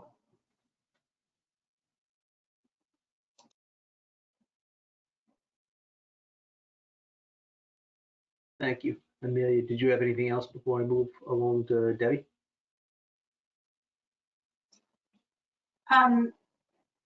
It sounds as though the resolution of my initial question on who would be responsible for that paver maintenance is that it's not addressed in the covenant and therefore would likely fall to the city. But if anyone has information that would clarify that, that would be my only remaining question. Otherwise, I will assume that that is correct. Thank you. I do believe that is correct. We are sorting through the details still of how this is going to come together, but I believe that this team has proposed all designs that are to city standard. Thank you. Thank you, Mr. Chair. Thank you. I saw Debbie. Thank you, Mr. Chair. This is a question for staff, and I appreciate there's probably not an answer to this yet, but I was curious if there's any sense on the time frame on the redesign process for Elm Street, just as we're thinking about, different, sidewalk treatments as each development comes before us, and kind of trying to look at the larger scale of everything. Yeah, I can answer that one. I think the goal is to move this as quickly as we can. One of the things that we are working with this team on, and also any others that might come forward in this area, is to advance the design, sort of use contributions from this team along with city funds to advance design in the sort of starting that in the next year and getting going on that process. I think I would defer to our engineering colleagues and mobility colleagues as to what the exact details of that process is going to look like. But it is something that we are actively working towards bringing online sooner than later. This is Rice speaking. I can also add that the design or redesign of Elm Street will be a part of the Davis Square area plan that will be before the board sometime, hopefully this year. Yeah, thank you. That was going to be my next follow-up question, because I think I had notes about potentially the end of the summer, the neighborhood plan being completed, but I imagine that may have slid that date a little bit. And just to say on the record, because I've heard it, I think in other meetings that we've had around, development in Davis Square, and frankly, from people I know and walking there, that often these pavers, there's not quite enough attention as there probably should be to maintenance along there as they're coming up, periodically on the sidewalks. Thank you.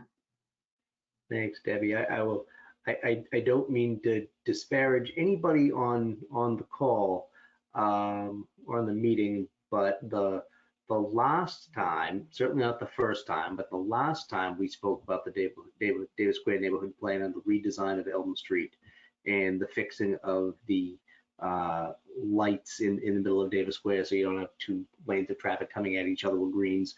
We were meeting in person in the old Somerville High School auditorium. So my breath is not bated, because I'd be gone soon. So without disparaging anybody on the call today, we'll see where that goes. Does anybody else have any comments or questions for the applicant or of anybody on staff right now? Okay. Rachel, thank you very, very much for your time tonight. I thought it was very informative, and we appreciate you, spending a few minutes to answer some pretty important questions about a pretty important project. Thank you all. Thank you. So does anybody else have any comments or discussion that they'd like to make of this project? I do want to, yes, Amelia. Mr. Chair, this is a comment I would make about any project that was before us for a decision at this stage, but it's just something that I'd like to raise for consideration if we're heading towards a vote on this project. I believe there may be some ambiguity in the way that our conditions are currently worded with respect to the protection of existing trees on sites during construction.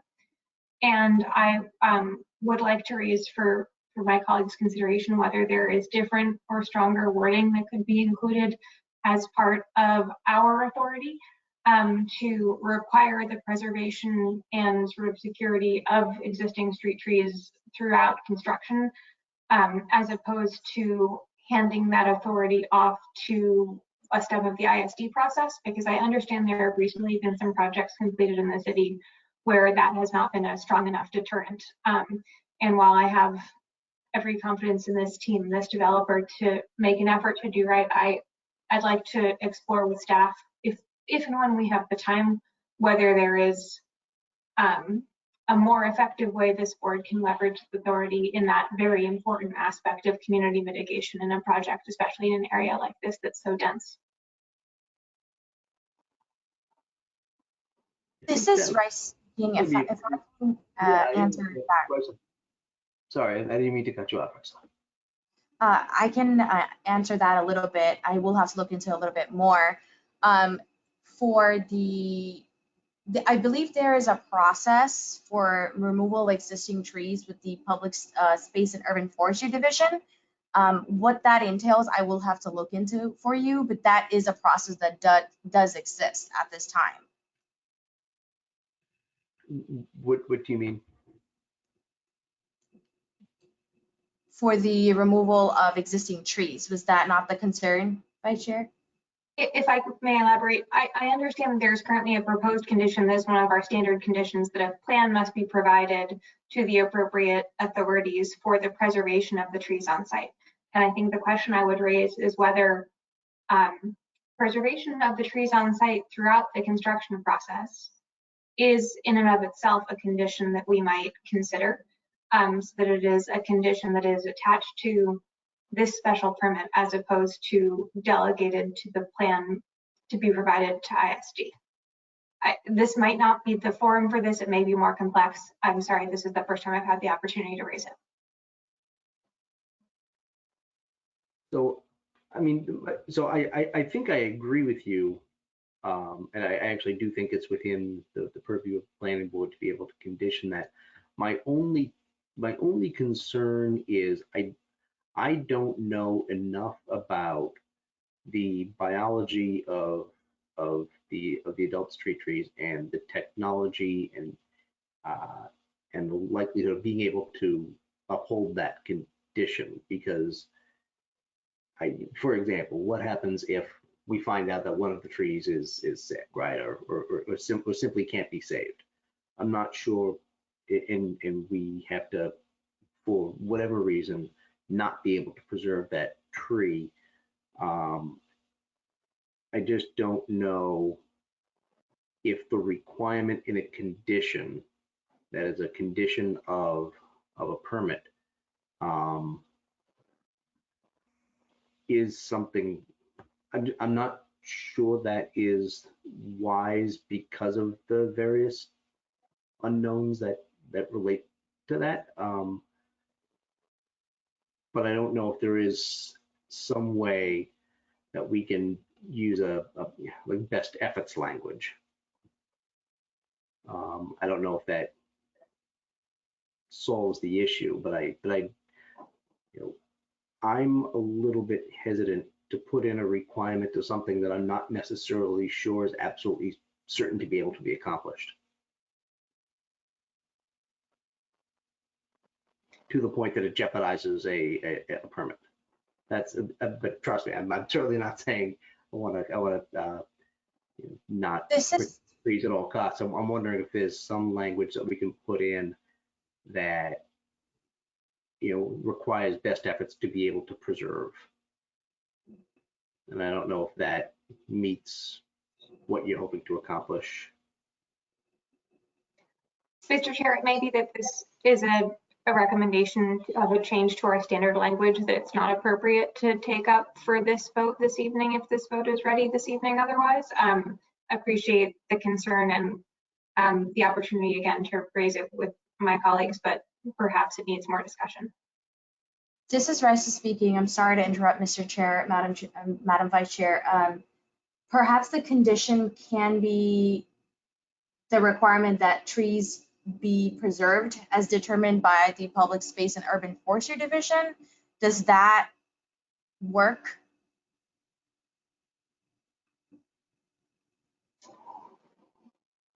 That the applicant work with the division in order to preserve the trees. Does that condition meet the intent? We might want to clarify it to the maximum extent possible, but I don't know.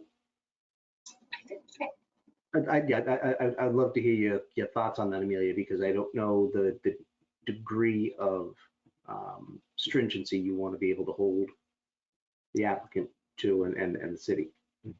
In the absence of having a broader discussion on this topic and more time to discuss with staff, I think that condition, in addition to the existing condition regarding plans for tree protection, would be a great additional condition for this application. And it may be something that Raisa, I can take up with you or others to better understand ways we might address this more comprehensively in the future if that's appropriate.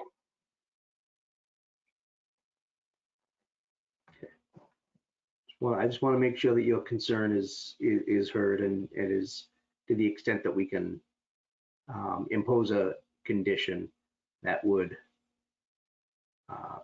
help alleviate the concern that you and I share. I just want to make sure that kind of meets what you're looking for at this time. I think what I've learned is that there's more complexity here that I need to dig into, but I will be satisfied with that condition for the current application for this evening. I think Erin may have a more nuanced or educated perspective to share here. Yeah. We'll see on that. I maybe had an idea more around if we don't actually know the condition of the trees going in, how do we say, can they be saved? Should they be saved? Perhaps, maybe in addition to a plan for the street trees and coordinating to save them into the best effort, perhaps we could, ask as part of the plan to save or protect the trees throughout the construction, do a evaluation pre-construction of, the sort of existing health. So that way the plan is perhaps more informed and more robust to be able to achieve the objective of saving the existing mature trees. I don't know if that would be reasonable or would strengthen, or if it's just sort of extra language.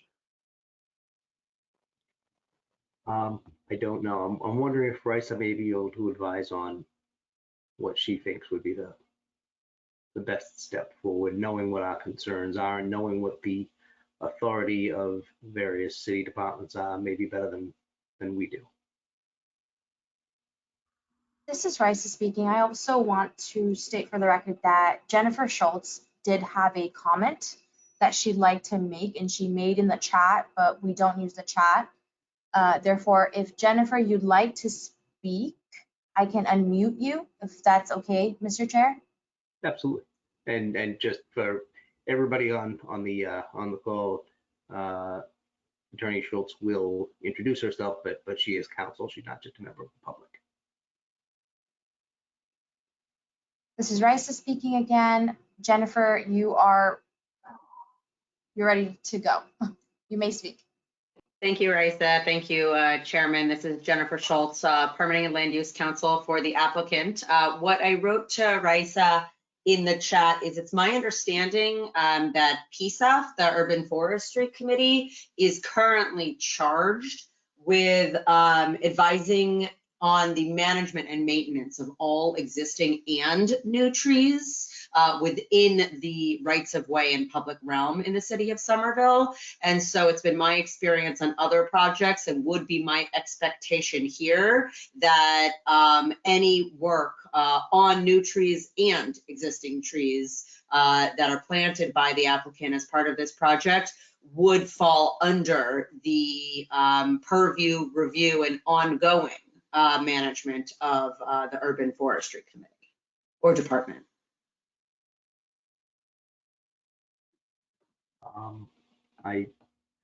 I think that seems to make sense, but I'd like to hear what maybe Amelia, what you think on that. If you think we need to clarify anything further in the conditions more than what we've already tried to say. My challenge here is that the condition as it's currently drafted specifies that plans for protecting the trees must be approved by the city arborist, which is part of PSAF. But it doesn't explicitly call out the desire to, the intention and any obligations the developer might have to retain those trees. It just requires them to provide a plan that gets stamped. And I'm trying to articulate as a member of this board our desire in keeping with the city's goals for this area to strongly place an obligation on the developer to execute on the plan for protecting them, not simply to provide an approvable plan. And so that is where I don't have language in mind. I'm sorry, I should have perhaps come with some for just strengthening that condition to make it clear that it is our expectation that the trees that have been identified as remaining in the site plan will, best efforts will be used to maintain them on site throughout the course of construction. And should anything go awry with that plan, to replace them with trees of similar quality for the urban canopy or what have you, to replace them in kind should that not be executed. Right now, the obligation is to provide an approach, not to execute on it, if that clarification is helpful. This is Rice speaking. Madam Vice Chair, we can definitely add a language that represents that as a condition language as part of the approval. Thank you very much, Raisa. Glad we were able to talk about that, because that's something that maybe we should look at changing our standing conditions for. Anybody else have any comments or questions for this project? Yes, Aaron. Thank you, Mr. Chair. I just wanted to maybe clarify, and Raisa had clarified this in the past, the Biosafety Committee. It's my understanding that they currently meet publicly. So those meetings would be accessible to the public, which is where the BSL or BSL2, BSL3 permits would be discussed and approved. That's my understanding. So I would like to confirm that those meetings are available and publicly accessible, because I have sort of concerns about notice of that process to the neighbors.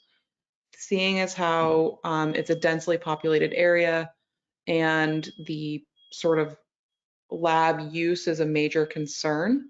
I appreciate that it's not in our purview to sort of condition a lab level, but I do want maybe to hear what we could do to say, well, what can we do to make sure that the neighbors know of lab uses going forward, just so it doesn't get buried and it's available for them to sort of input at the relevant times with the relevant city boards, as it were.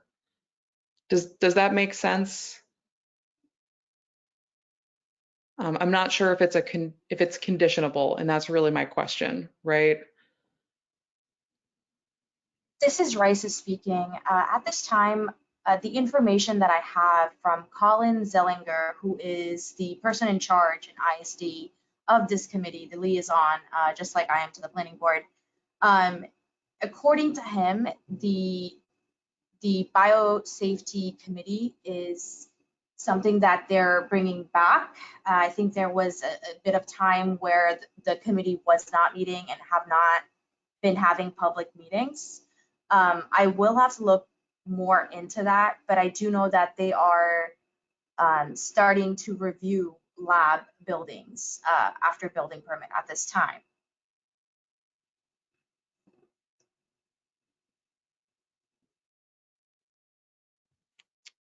Thanks, Risa. I see Amelia has her hand raised, and I, as one board member, would love to hear her opinion, especially if it relates to this. Yeah. Through you, Mr. Chair. I think Erin's point is a very wise one, and one question I would raise is, again, whether it might be appropriate as a condition to ask the developer to execute public notice requirements similar to those that were required for this process for upcoming meetings from the biosafety committee where this project will be discussed, so that even if those meetings are not effectively publicly noticed by the city as a new committee that is starting back up, that the abutters who have concerns about this project will be well aware of the forum where that will be addressed. That would seem to me as one potential avenue to address Erin's concern if the developer was open to it. I'd like to hear the applicant's response to that suggestion. My concern is if we require the applicant to provide notice of a public meeting where the public body is not required to give that notice, that seems a little bit perhaps outside of the planning board's jurisdiction to be able to condition, but I would like to hear thoughts on whether that's something that the applicant would voluntarily do. This is Rice speaking. Before we unmute the applicant, I would like to say that is not something we can do or this board can do. Just wanted to make that clear. I will unmute Jennifer Schultz. If you wanted to comment on this, or if this is something that should go to Brett Benson, please let me know. Jennifer, you are, go ahead. Thank you, Raisa, and members of the board again, Jennifer Schultz, permitting counsel for the applicant. Yes, we agree with what Raisa noted, that it's our belief, in my legal opinion, and I think similar to what the chairman said, that this would be outside the planning board's purview on an as-of-right project under site plan review. And of course, while the applicant has absolutely no intent or expectation to hide anything, that we're also not interested in agreeing to anything that feels like it's outside of the norm or the usual rules and regulations. Just we'd like to keep this as straightforward and straight lined as possible. So Attorney Schultz, am I understanding you by what you just said, that even though you agree with me that that the board can't condition it just as a pure matter of its jurisdiction, that you would be willing to work with us on making sure that public access is made known and the public would be made aware of it as a voluntary measure by the applicant? Mr. Chairman, no, that's not what I was intending to say, and apologize for not being clear. It's my intent is to say we certainly have every expectation to follow all the rules and regulations of all of the boards and agencies of Somerville and the state regulations, but are not looking to, I guess, sort of muddle the approval, well, hopefully approval, the conditions on site plan approval with anything that appears to step outside, whether voluntary or not. So no, we would not agree to voluntarily have that in a decision. Okay. I also don't, I think Rice and I are on the same page, and I think council is on the same page that this is not something that the planning board can legally condition as part of its review of this application for the relief that the applicant is seeking. It is an unfortunate circumstance that we can't get a little more clarity on this, but at the same time, the board's jurisdiction is what the board's jurisdiction is. And as much as I want jurisdiction over everything to be able to do everything, that's not the way the world works, and that's not the way planning and zoning works. So unfortunately, I don't think this is an avenue that we can put any more leverage on the applicant for based on those concerns. Yes, Amelia. Thank you, Mr. Chair.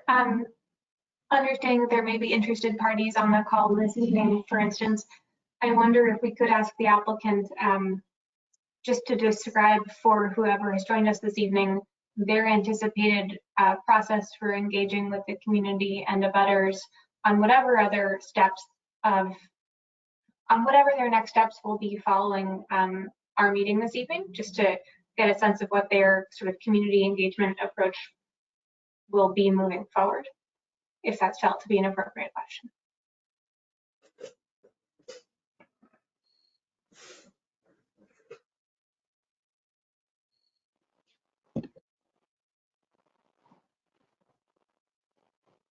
Was that a question for Risa?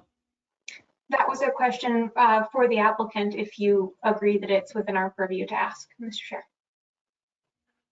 I would like the applicant to have an opportunity to respond. This is Rice speaking. I see Andrew Flynn raise his hand. I assume it's to answer this question. Andrew, you are unmuted. Please go right ahead. Great, thank you, Rice. Thank you, Mr. Chair, and thank you, members of the board, for your time this evening. With regards to the process from here, as we all know, there certainly will continue to be a variety of engagement directly and indirectly. One of the pieces we will continue to work on is engaging with certain retail tenants who are interested in coming back. So that's a piece. There are discussions that will be ongoing with that. We are continuing to finalize the construction management plan around the burn and pedestrian safety and safety of kind of all elements surrounding the retention and the preservation of the burn. And at this time, those are the conversations that are ongoing. We certainly will remain available, and there are lots of logistics to be sorted out between now and a building permit. Through you, Mr. Chair, to the applicant. So that's to say there's not currently a plan in place for engagement with any of the residential stakeholders or others who have expressed interest in this project, only with retail tenants? I think to this point, we've been focused on the statutory process, which we've been engaged in now for 3 years in terms of public meetings that have been ongoing, and the UDC process, the historic process, the planning board process. And I think, at the moment that has been our focus. We certainly can make ourselves available to engage further between now and ultimately applying for a building permit. Thank you.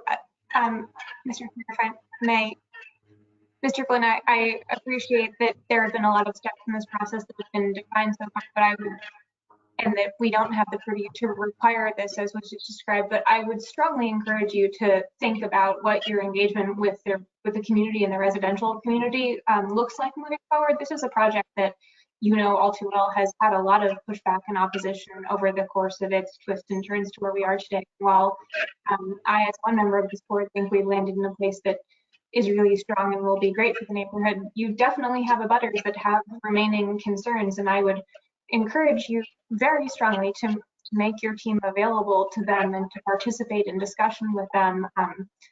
I doubt this is the last project Scape will seek to do in Cambridge and Somerville, and I hope that you take the concerns of the community into account as you move forward. Absolutely, and I think speaking to our track record in another project where there were residential butters, we met regularly with them. We met with them and their community group. As the project got closer and closer, we provided weekly updates via email in terms of some of the early mobilization and elements like that. So I think we certainly are committed to consistent communication and further engagement with the residential abutters and all stakeholders, including the retail tenants. Thank you.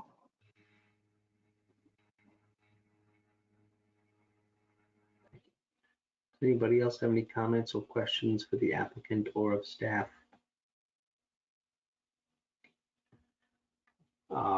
I do value all the discussion that we had on this project. It is obviously a substantial and complicated application based on a number of factors.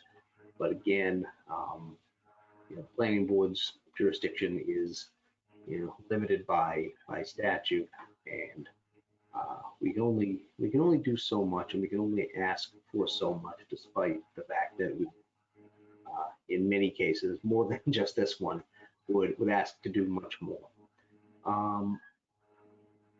And I think that the applicant has gotten to a point where they have met the obligations of law and what the city expects of them for the different approval processes that they're required to go to. We are but one, and with that, I think the staff has done an excellent job.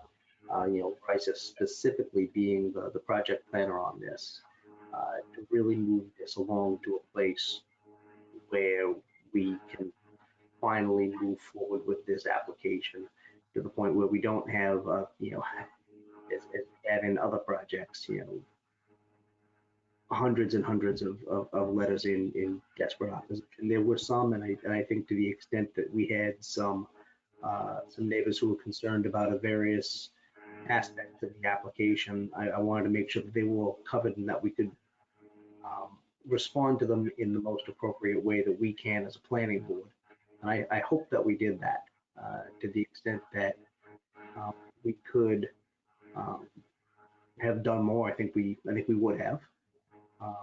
But I think at the same time, if we try to overstep what it is that we can actually condition and require, that puts us at risk of losing credibility as a board, and also having our decision be overturned at some point by moving in excess of our authority. So I think we as a board have tried to do the best that we can to reflect the concerns that we have and the neighborhood has. And at the same time, I want to really give Bryce a heck of a lot of credit for getting this project to a place where it is. So a lot of credit for her and her work. I think we are at a place to move forward with this application for a vote based on everything we've discussed, and based on the things that I think we can legally condition and require. I think the applicant has done a good job of trying to work with us to at least respond to the concerns that we've raised and that the neighborhood has raised. But to the same degree, there's only so much that we can require of them. This is Bryce speaking, Mr. Chair. I'm so sorry to interrupt. I just was notified on the chat that Brett Benson has something to include, who is the lead architect for this project. Brett, okay. You may speak if the chair allows. Brett, I'd like to know what we've got. Thank you, Mr. Chair. Thanks, Bryce. I just wanted to clarify on the tree question. So I appreciate the greater issue at hand for the planning board and for the city in terms of preservation. In terms of our own specific project, I just wanted to note that we've met with the tree warden. We walked the site several months ago. We identified the 3 trees that we're proposing to preserve as trees worthy of preservation. And I would just like to propose to the board that if there is a stipulation on the approval, that it include continuing to work with the tree warden and with PSUF to make best efforts to preserve those trees. And if there are any complications in the future, that we would also work with the tree warden on replacement. Thank you, Brett. I believe that was the proposed condition that that Amelia had tried to elucidate, that I think is going to be part of the amended condition that we'll be making a vote on, which has that continuing obligation and the making of best efforts. So I appreciate you confirming that you're welcome to that amendment. Great, thanks, Mr. Chair. So following public testimony, review of the submitted materials, and deliberation of the required considerations outlined by the zoning ordinance, I move to approve with conditions as amended the site plan approval to develop a LEED Platinum 4-story lab building in the CC4 district, seconded by Amelia as the vice chair. Roll call vote. The chair votes aye. Amelia votes aye. Jahan votes aye. Aaron votes aye. Debbie votes aye. Thank you all. Congratulations and good luck to the applicant. Thank you very much. Thank you. We have one final item on our agenda, and it's 394 McGrath Highway. So to the extent that the applicant or the applicant's agent can be unmuted and have their screen shared, I believe we have updated renderings based on a request by the board. This is Rice speaking, Mr. Chair. I see a hand raised. Will Chalfant. He will be the presenter for this project and the speaker. Will, you are now the presenter. You should be able to share your screen and speak.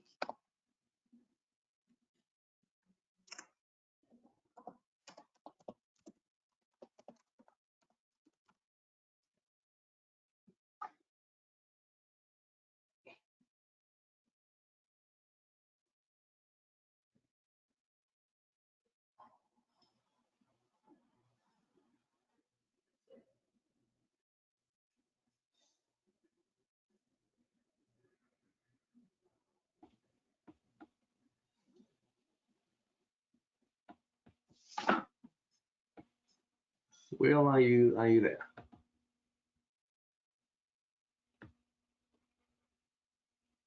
Are you speaking and I can't hear you again? This is Rice. I can hear somebody. This is Rice speaking. I do not know why Will is not able to speak. Will's mic is unmuted on both our end and his end.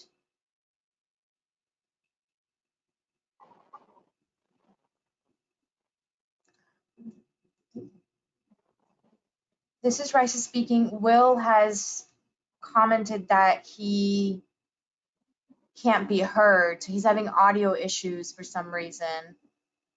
I'm wondering if there's an issue with this software this evening, because various members of the board have had kind of network issues. I had my own audio issues. Will is now having his audio.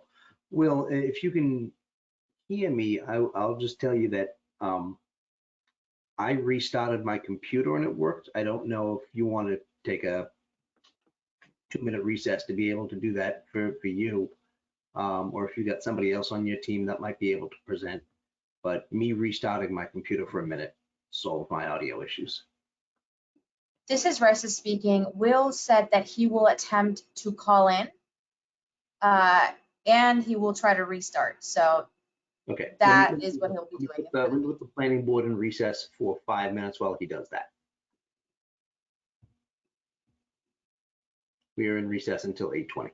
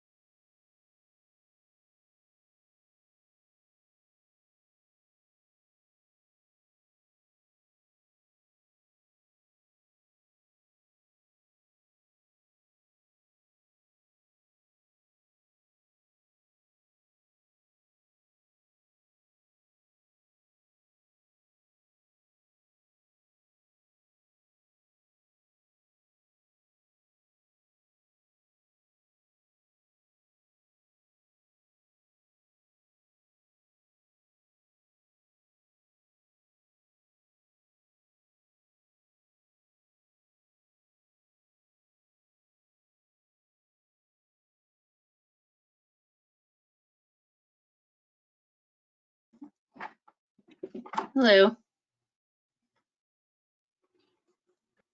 Hello. We've got about a minute before I told folks that we'll be back on. Is there a way to get it? Maybe it's not the appropriate forum to get some kind of presentation on, I think Raisa was saying how the biosafety committee is re-engaging. Yeah, Get a well, better let understanding me- of kind of let what, me just just- with all the lab development going on. I found that a little. Let me ask this when we're back on the record. Yeah. Because I agree with you. Yeah. Okay. Rice, are you there? This is Rice, I'm here. Okay. The planning board is back on the record, and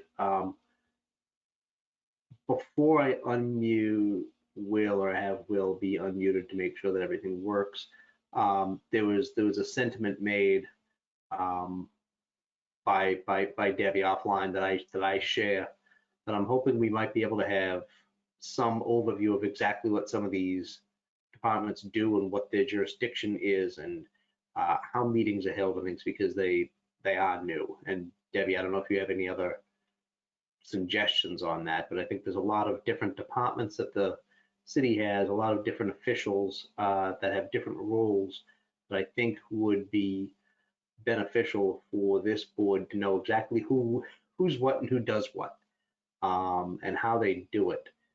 Because I have this fear that we, like I said at the last hearing, that we want to have jurisdiction over everything, right? Like I definitely do. We want to make sure that everything is exactly what we all say, and there are just that, you know, there's not always the avenue for us to be able to do that. But at the same time, there are a lot of things that we don't know about the actual goings on of various departments and officials. So I think it would make sense to have some sort of an overview of who does what and how they do it. Yeah, no, Mr. Chair, I would agree. And also, in addition to that, I think it would be helpful, particularly on the issue around the biosafety committee, for the public to understand how they might be able to engage in that process. Kind of Darren's point on, you know, is it a public process? Is there, you know, some ability for the public to understand, you know, appreciating while a lot of when sort of things we vote on, there aren't necessarily tenants that are known for these spaces. So it's not clear what kind of uses, lab uses are going to be going on, but there's obviously, you know, quite a bit of lab development in the city, you know, including others potentially in Davis Square. So I think, you know, in my mind, your larger issue on, you know, for the board, me as a relatively new board member, to understand kind of the different departments and their roles, but also I think for the public on that issue in particular, to understand kind of what the process is going to be and how they might be able to engage in that process. I think that would be a great idea. Maybe at This some is Rice speaking. Yeah. We can, year, do you think we can get this done? Because I know we have a lot of business to get through by December. this is Rice speaking. Just addressing the previous conversation of the board. We can definitely arrange for some kind of a perhaps training that goes over what each division does and the like. And I did originally speak to the ISD's liaison to the biosafety committee to come and present perhaps to the planning board if they're willing to kind of give an overview of that process, if that helps the board and the public have a better understanding of how all that works. I would definitely welcome that, and I will rely on your good judgment on the best time to do that. I'm purely guessing it's probably going to be sometime in 2023. But yeah, I for one would welcome that. Yeah, Darren. Thanks, Mr. Chair. And I guess following up, I would really highly support this request. both from, what does the biosafety committee do? And also systematically, what does that process look like, including the steps and the notice. And then if feasible, it might also be helpful for me as one board member to have a representative from the fire department that would be doing first responder type activities for these biolabs should something actually happen, to understand what their process looks like.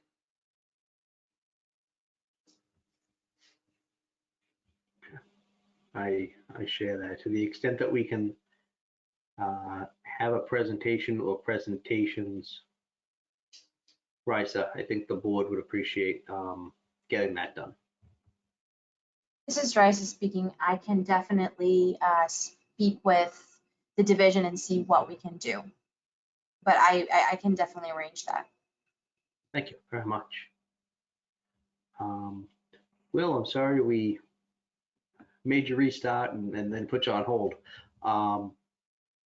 Can we make sure that Will is unmuted and can speak and can be heard, I guess, more importantly?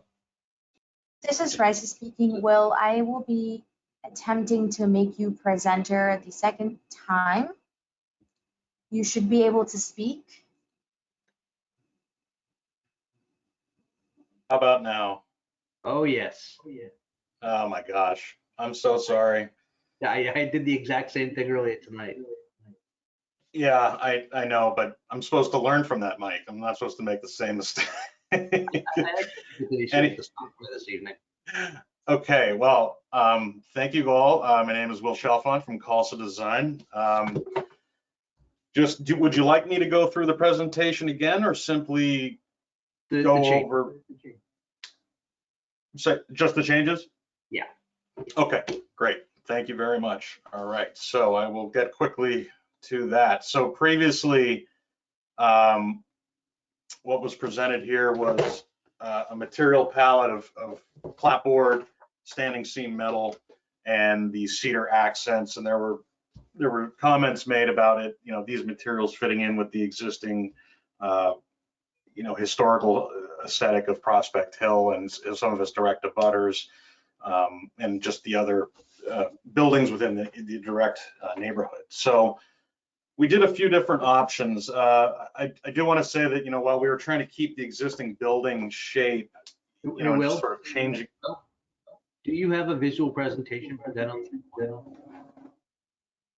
I thought it was being shared. I apologize. May I share my screen, Raisha? This is Risa speaking. You are a presenter and you should be able to share your screen at this time. That's interesting. Okay. Very good. I'm having a lot of troubles this evening, aren't I? Now I have the option. Okay. This is Risa speaking. We see your screen right now. Okay. So let me just quickly say again, what we previously presented was the palette of clapboard, standing seam metal with cedar accents to sort of highlight the sail aspect of these bays as we continue down McGrath Highway. So we put together a few different options. The first was using cedar shakes as the main body of the building, keeping this the dark metal panel, and then maintaining the cedar accents, because we really thought that the palette worked well together, but I wanted to show a couple different color variations of that with the cedar shakes.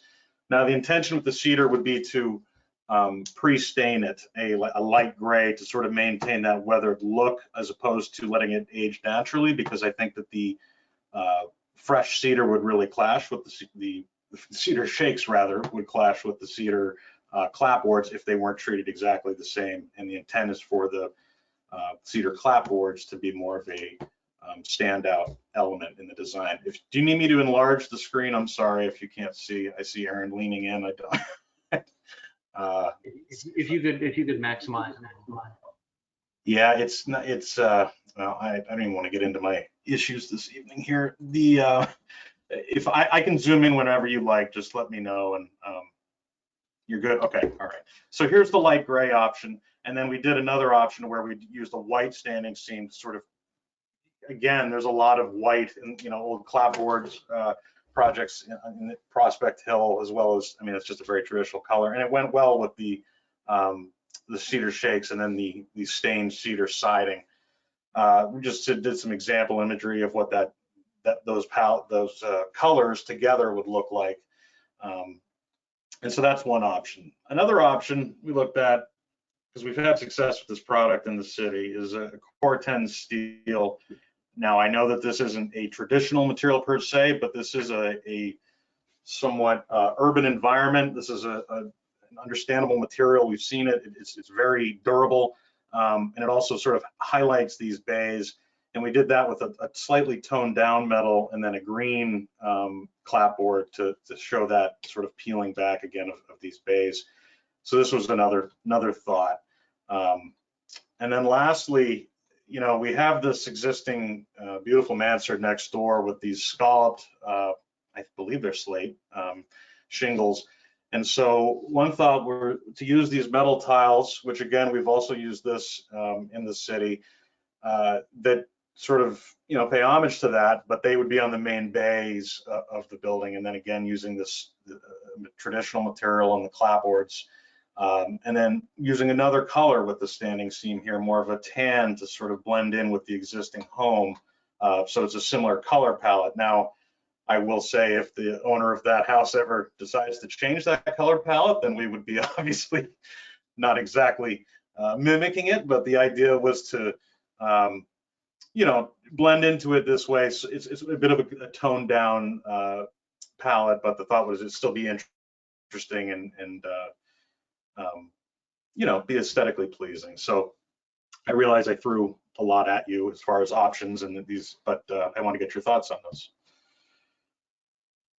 Well, could you scroll up to the first slide that you had? Yep. So, I'm sorry, second slide. I apologize. There is one. So if you look to the left-hand side of your slide, where you have the example of light gray, and then the example of standing seam and cedar. Did you make an option that looked like that for this project, or is that just a different graphic with a different material? So I wanted to show the original option is that dark gray and this cedar. So if I'm just going to scroll up quickly. So that is that gray and that is that cedar. And the idea then was to have a lighter gray clapboard. So while contextually that's probably not a great image, I really liked how the materials showed, and that was the original intent. So this was sort of maintaining that. I will say that, the problem with some of these rendering software is that the coloring can get skewed a little bit. So the realistic photo was kind of the idea of showing you those in a real life state. But that was the intention with that. And then of course, in this case, we replaced the clapboards with traditional cedar shakes that had been stained. Okay. So the way we've, as I'm sure you know, having been before this board before, when we ask for kind of different options like this, which is something that we've certainly done in the past on a number of different projects, I always appreciate seeing different iterations of what the project can look like. And I just like to see where people stand on them, because I think we all kind of agreed that we wanted to see something a little bit different than what you had. And I appreciate you coming forward with several different iterations.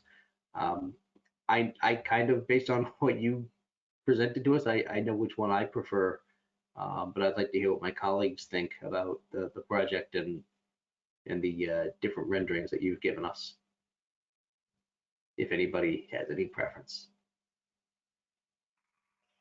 Yeah, Amelia. Thank you, Mr. Chair. I think the feedback that we received from the community about this was to aim for materials that would make it feel more contextual, even given the modern design. And with that in mind, I think the Core 10 option achieves that the least.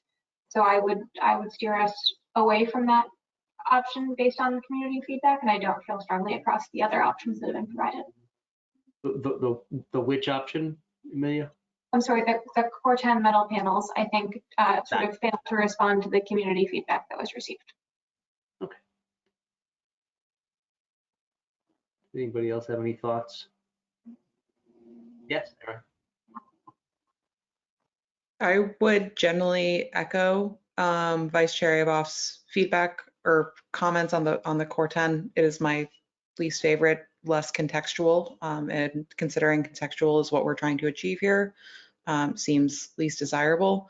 I do have one maybe functional question on 3, so that sort of metal shake. I don't feel like I have a good understanding of how reflective that material may be. And if that might be sort of disadvantageous considering the south-facing aspect of portions of this building. So, you know, I don't have strong feelings on, you know, either of the 2 remaining options if we, you know, deprioritize core 10, but I just do maybe have some concerns on the metal being, you know, glare reflection type considerations. Yeah, if I could respond to that, I actually have a very similar concern with the metal tile. I think there's a chance that it could be, I don't want to go as far as saying a safety hazard when driving in traffic, but I think there is a chance for reflection there. It is also not as contextual as the other materials. I would also like to add, as we are aiming for net zero certification on this, that using a metal tile, well, not tile, the shingle, as I was proposing, isn't going to help in our thermal envelope. It's probably going to be a detractor. So, you know, we do plan on having exterior insulation, probably 2 to 3 inches on the whole exterior of this building. So, you know, I would feel more comfortable in the execution if we stayed with either the clapboard or the shingle, the sheeter shakes. Not to push you in any direction. I think that should be mentioned as part of this design, because, you know, these sort of eyebrows that we're showing, one of the intentions of those is on a couple of these units, we've done the energy modeling. They're going to actually house solar shades that will be operational automatically depending on the temperature inside. So, you know, those won't be on and off all the time or anything, but, you know, there's been thought put into this, and I don't want to suddenly kind of change the skin because of that. But while still giving you options, but just to be on record with that. Yeah, thank you. That's helpful. I guess with Mr. Chalfant's comments here, I'll express a preference for, you know, either one of these first 2 on the screen right here. Thank you. Yep. Thank you, John. Thank you, Mr. Chair. I just wanted to echo my fellow board members' preference. I think I'm fairly agnostic between the first 2 options, recognizing that the color schemes will still be vastly improved over the original considerations. Therefore, the first 2 would be fine. Either one of them would be fine from my point of view. Thank you, Mr. Chair. Thank you. Debbie, did you want to speak on this? I'm in agreement with those that spoke before. These first 2, I think the sort of coloring of those and the materials. You know, one of the comments was that the feeling was it doesn't quite fit the historical context of some of the other buildings, which I know is always a challenge. Although I personally like modern and sort of a little disruptive in the architecture world, but you know, I agree that these you know, these 2, yeah, I don't have a preference one way or the other for these, you know, between the 2 on the screen here, but preference towards those 2 over the others that were presented, particularly given the impacts it may have on the passive house proposal as well with regard to the metal shingles. Yeah. And I'm going to echo kind of a little bit of everybody, right? So if this was a building standing in isolation in a neighborhood that wasn't looking for something that was a little bit more traditional, I actually do prefer number 3, the red metal. But because that's not what we're looking for in this site, and I don't like the idea of a mirror wall facing the highway, I think we're all in agreement that the top 2 that are showing now work. I personally, of these 2, have a preference for number 1. I like, gray cedar shakes. I'm a very traditional type of guy. Does anybody have a particular preference on these 2? Because usually when we do this, we ask for kind of a vote of the board on, of the 2 we've got now, does anybody have a preference to give the applicant the guidance that they need to be able to move forward? I'm a number 1 guy. Would it be possible to scroll down to 2 again? I can only see 1. Well, so are we talking about both cedar shake options then? It's between those? Okay, okay. Can you see that, or? I can, thank you.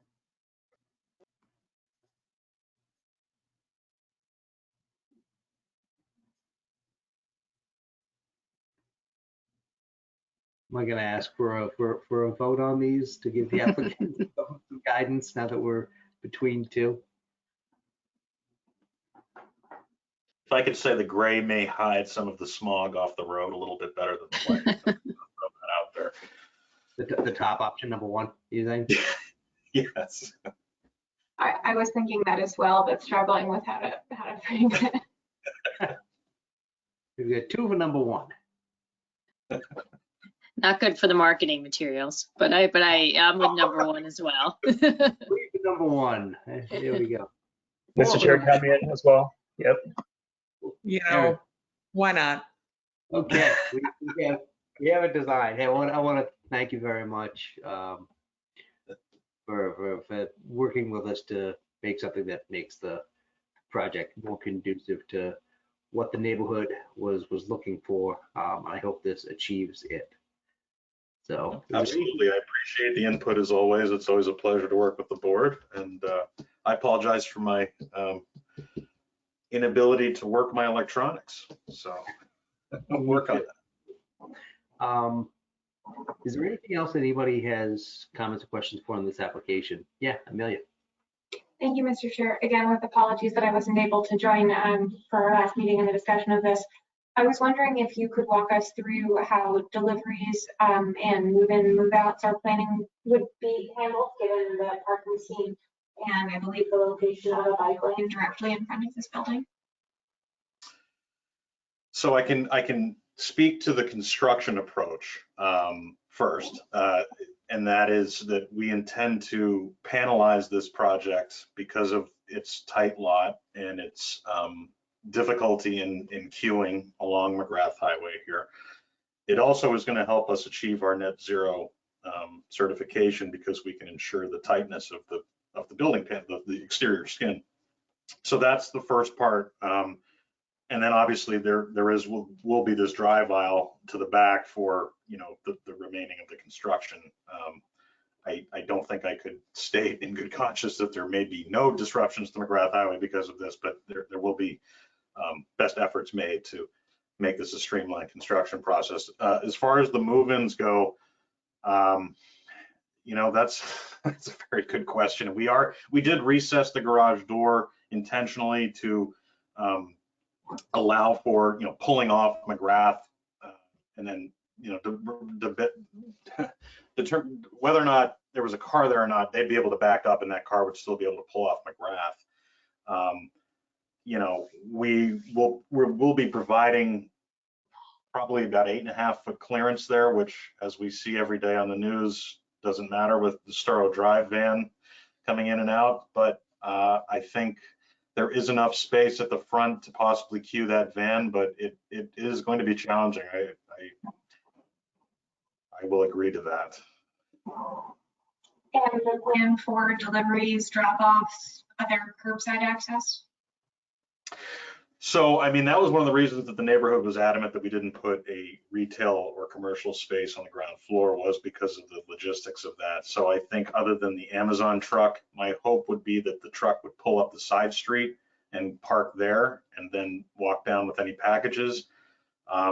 It's a challenging spot. I think that's part of the broader discussion about grounding McGrath to create more pedestrian friendly area here. I know the intention is to widen the sidewalk. We are adding street trees, but we do not have dedicated loading zone.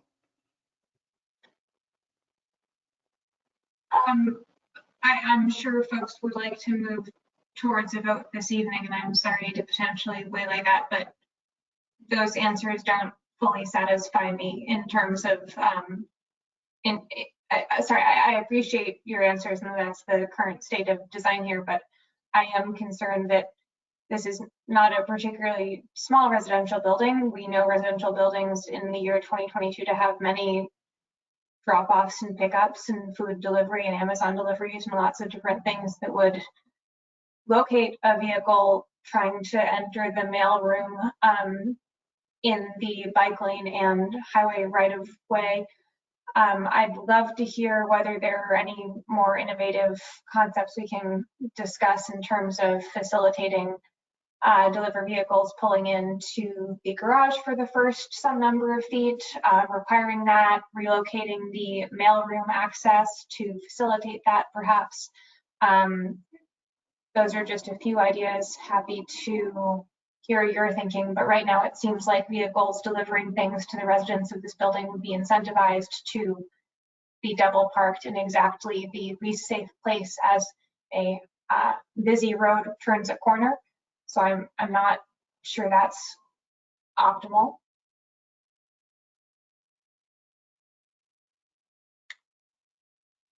Well, I understand that concern. I guess I would state that zoning has minimum and maximum front yard setbacks. I could even set the building back in this zone. It would possibly get me 5 more feet, but that's, I believe, the max that I would gain there. I have a 12-foot area along the front for a van.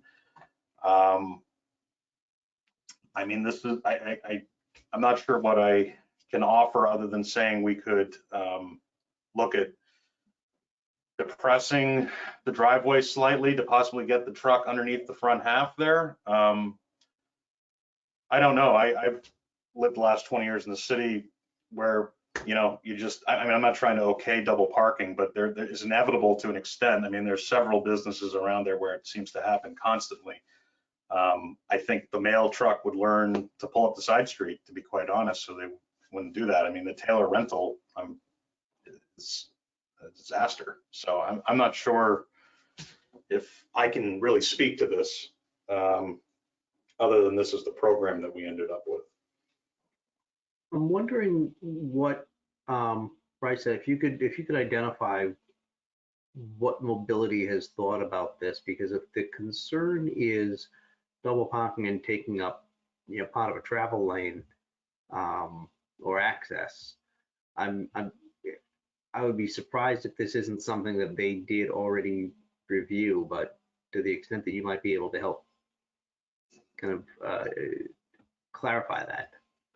This is Rice speaking. The case planner for this project is Sarah White, who is here. If the board has questions for Sarah. Yeah, if Sarah, if you might be able to address that, because that's, you know, it sounds like something that would have come up in a review, but I'd like to hear how it was resolved. Sure, Mr. Chairman, thank you. Through you, yes, Mobility did do a review of this, and I'm just pulling up their response now. But Will, if you can correct me, I don't believe that they had specific feedback on this issue, did they? It was never brought up. Yeah. So we don't have any specific feedback from the Mobility Division on this issue that that Ms. Aboff brought up. Who would be responsible for putting in, if the concern is double parking, to put in very prominent, you know, no parking signs in front of the building? Would that be the city or would that be the applicant?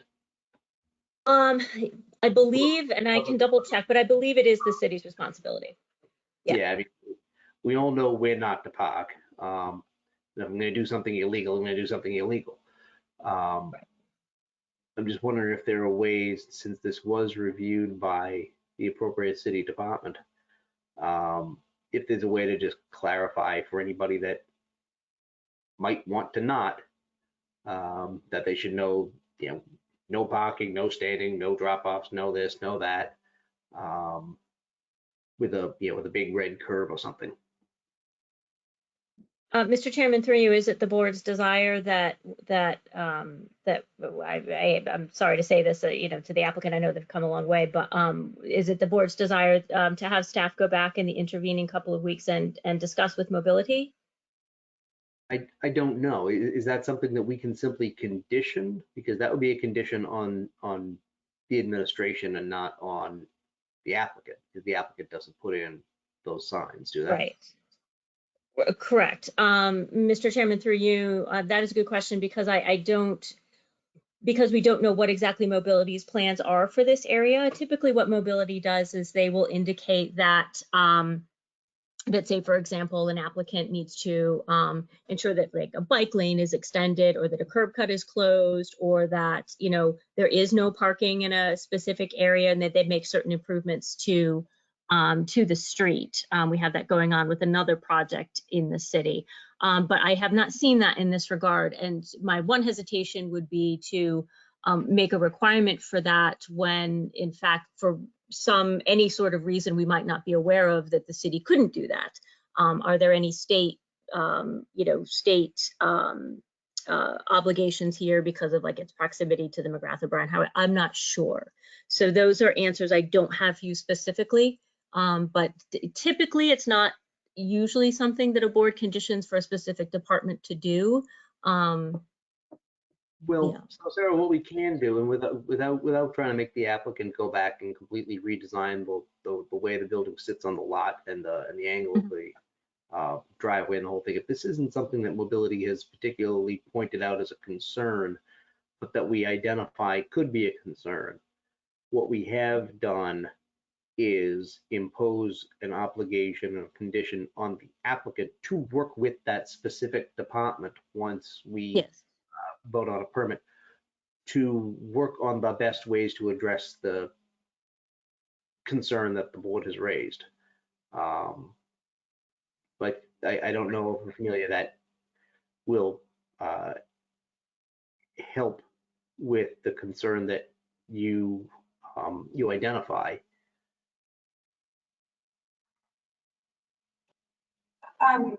Mr. Chair, I think this project has a lot of merit in many ways, and I don't mean to hold up its advancement, but that is a concern that I think you will hear me consistently raise on almost every residential project that we look at, just given the state of the world and where we are right now and the frequency of deliveries that are being made to residential apartment buildings.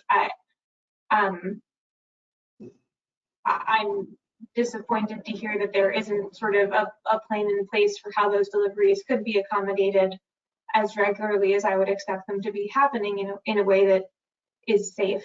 And I guess I'm also a little bit disappointed that that's not something that was addressed in mobility's review. I know the transportation access plan addresses sort of whether certain vehicles of certain sizes will fit into the driveway, which is helpful in some ways. But I guess my concern is not fully resolved, and I'm not sure how to move it to resolution. And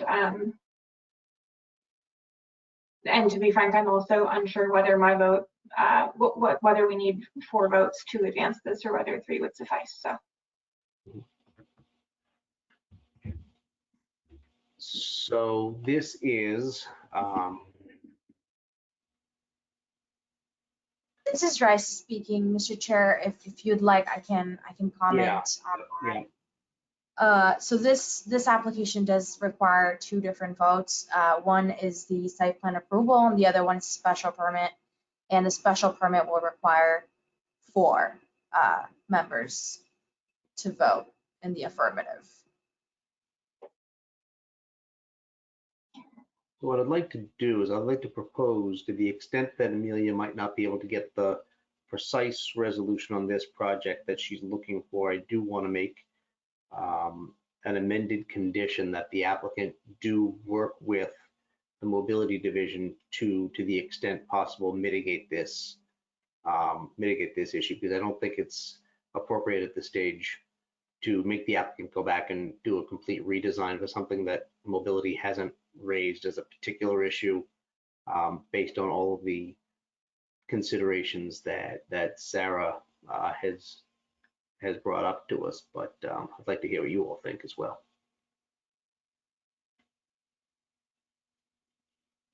Does anybody have a concern with me adding that condition? Mr. Chair, I can ask a clarifying question. Sure. Would something such as a change to the ramp to allow vehicles to enter the on-site driveway more fully, or an additional route of access to the mailroom, for instance, are those things that could be modified, administratively as modifications to the site plan without the applicant needing to return to the board if planning and mobility saw fit? I think so, because we oftentimes do delegate those more technical aspects of a design to staff once we've made a vote. But I'm hoping if Risa and or Sarah can clarify whether that's the appropriate avenue, I think that might be a good path forward. Mr. Chairman, this is Sarah White. If I understand the question correctly, it's with some changes internally to mailroom, and I think was that Ms. Aboff to the ramp entering, that those were some of the things. The question is, could some changes to those be made administratively and decided between, say, planning, it would be the planning director, mobility, and largely mobility. Am I understanding that question correctly? Yes, thank you. Sure. No, thank you. Mr. Chairman, through you. Ultimately, it is up to the planning director to decide if those changes are, we used to call them de minimis in nature, right? And so I could not speak on behalf of the planning director for that. I mean, that is certainly something that the applicant could request, could make some changes and then put in a request to have it be a minor change and have the director make that determination. And then that would take coordination between the director and mobility. So I can't give you a straight answer because the decision as to the minor nature of it or the de minimis nature of it would not be one that I would be allowed to make. I think we can put a condition in to say this is, we're approving this with the expectation that the applicant will work with mobility to address these things, including the alignment of the ramp and access. And to the extent that the director does not determine this to be de minimis, that it comes back to the planning board for review on that specific aspect.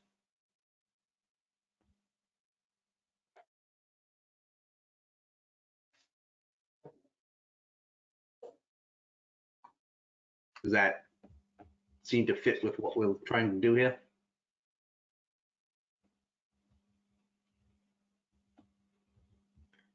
Mr. Chair, I'm not sure if that question was directed to me or to staff. It was, so you know what I'm thinking? I'm thinking there's a lot that we're not quite sure on where exactly we can direct staff and where exactly we can direct the applicant. So what I'd like to do, and I hate to do this, after the asking them to come back for the redesign as well. But if you can come back with a redesign of the parking issue and the loading issue for our next meeting, so that we can review this to make sure that it kind of complies with what we're looking for, we can hopefully move forward at that time instead of trying to figure out exactly what we can ask and what we can't. What we can ask you to do is come back with a slightly revised plan on the loading aspect, because this is not something that was directly addressed by mobility, and it's clearly something that we want to try to address.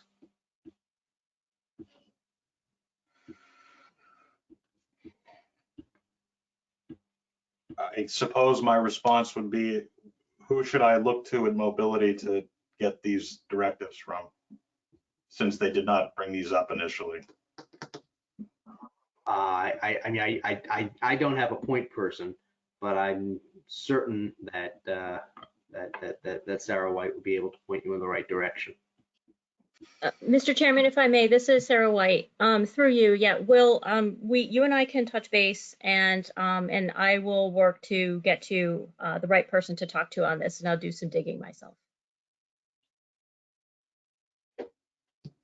Okay. Okay. So that is where we are. We are going to continue this matter to the 22nd. Seconded by Amelia. Chair votes aye. Amelia votes aye. Jahan votes aye. Aaron votes aye. Debbie votes aye. Okay, we'll see you all in a few weeks. Thank you very much. Thank you and good night.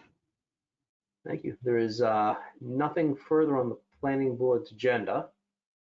So I am going to move to adjourn this meeting, and we will reconvene on the 22nd, seconded by Amelia. Chair votes aye. Amelia votes aye. Jahan votes aye. Aaron votes aye. Debbie votes aye. Thank you all very much. Have a nice night. Night. Thank you. Have a good night.